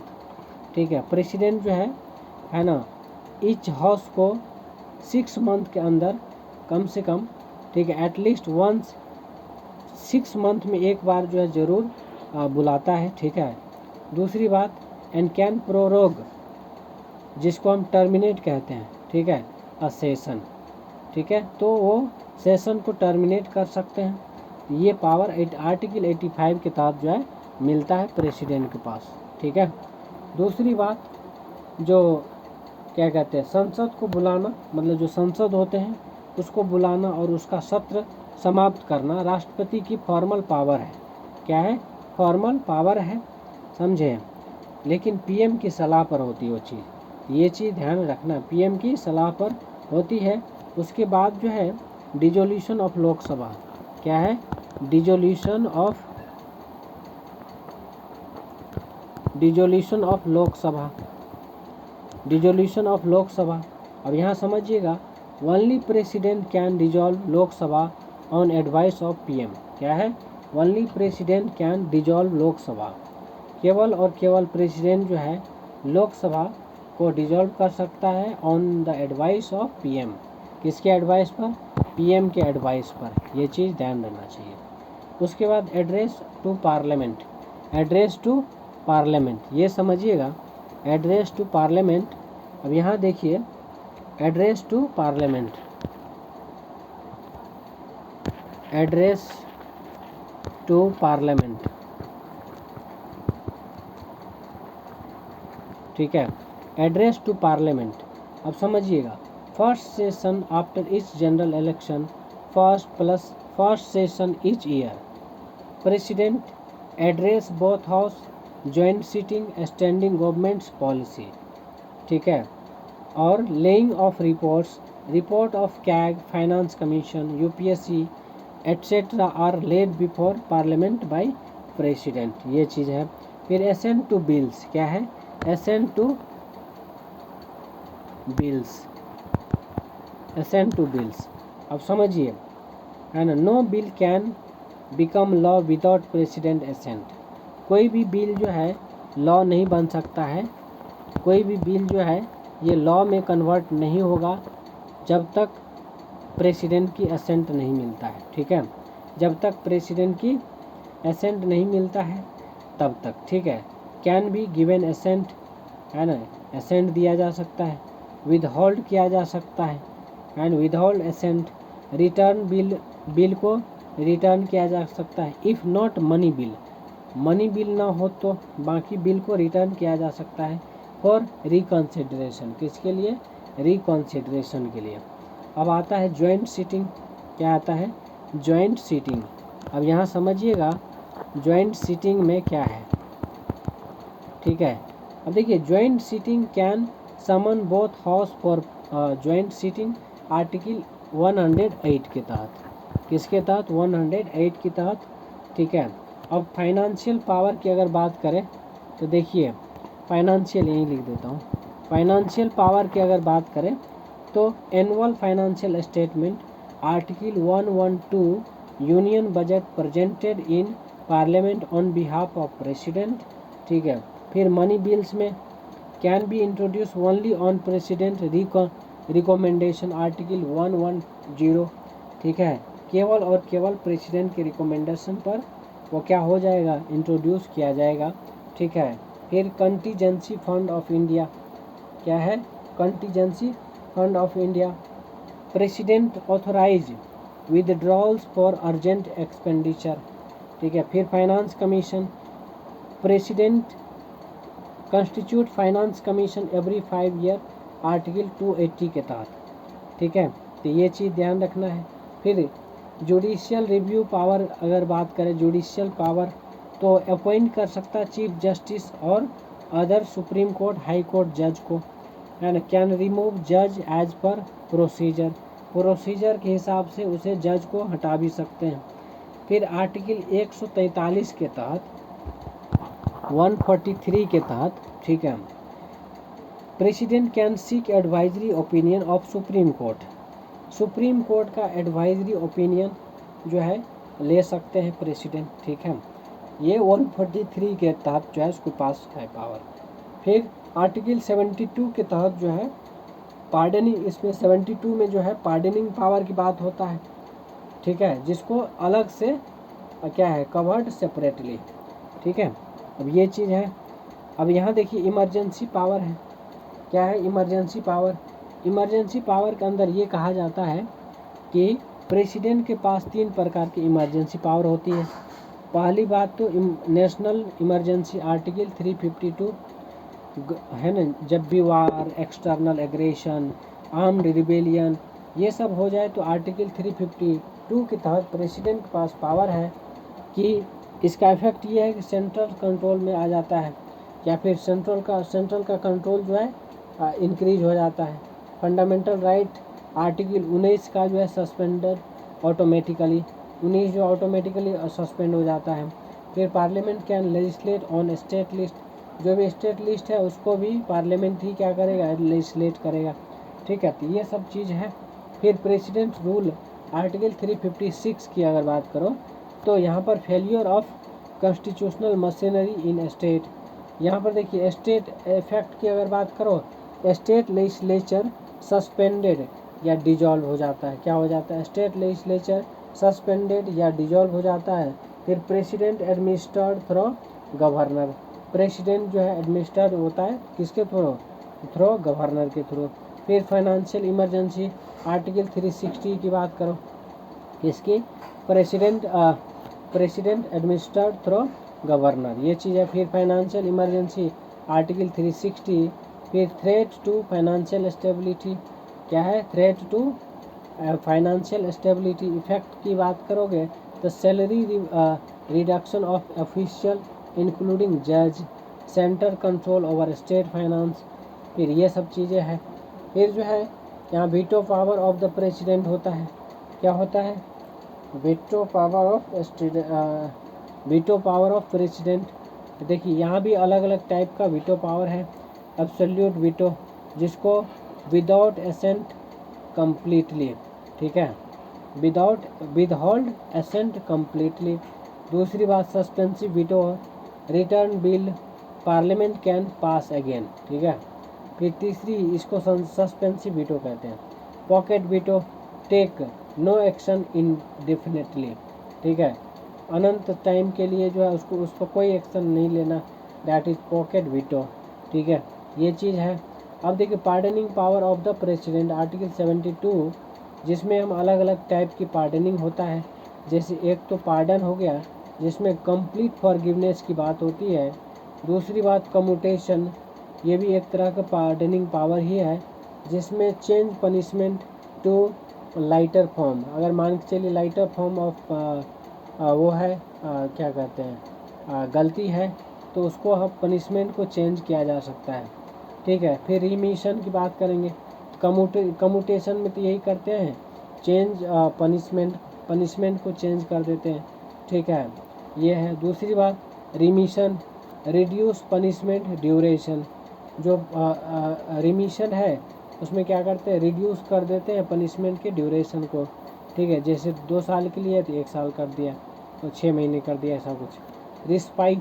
Respite का मतलब हो गया reduce punishment due to special reason, special reason कोई है तो भी पनिशमेंट को रिड्यूस किया जा सकता है, तो that is called respite. Reprieve में टेम्पररी सस्पेंशन किया जा सकता है, जो भी वो है, ठीक, पनिशमेंट है उसको टेम्पररी सस्पेंड किया जा सकता है रिप्राइव के अंदर, ये होता है, ठीक है। तो ये सारी चीज़ जो है इम्पोर्टेंट है, ध्यान रखना है। फिर आता है ऑर्डिनेंस मेकिंग पावर आर्टिकल 123 के तहत, क्या आता है, आर्टिकल 123 के तहत जो है क्या है, ऑर्डिनेंस पावर है,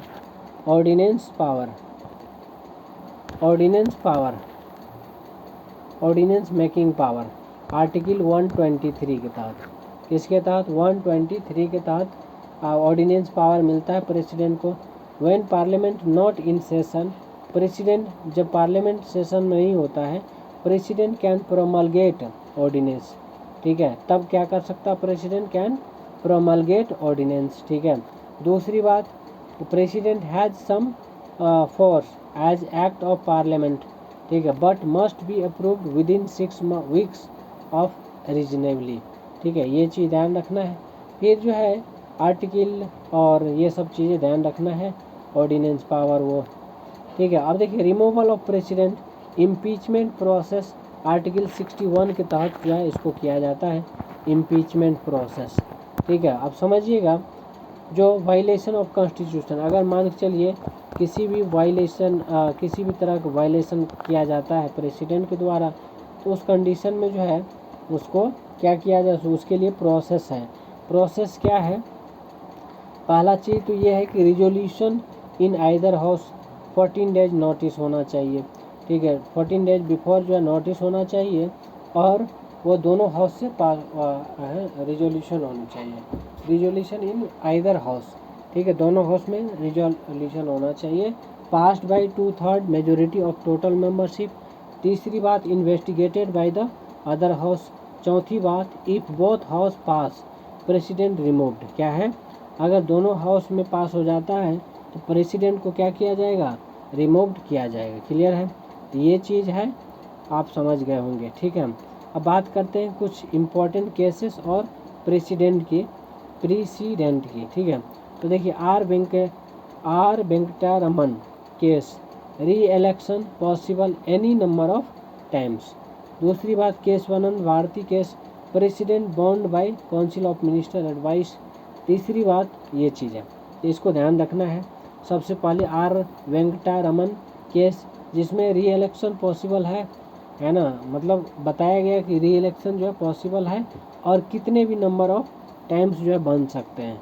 दूसरा, ये तो आर वेंकटरमन केस में कहा गया है। केशवानंद भारती केस के अंदर जो है ये कहा गया कि president bound by council of advice, council of minister advice, ठीक है, तो ये चीज़ है। अब ये हमने क्या क्या देखा एक बार थोड़ा सा हाईलाइट कर देते हैं, ठीक है। तो पहली बात जो है, जो एग्जीक्यूटिव पावर है प्रेसिडेंट की, ठीक है, अपॉइंटमेंट, एडमिनिस्ट्रेशन, वो सब चीज़ें।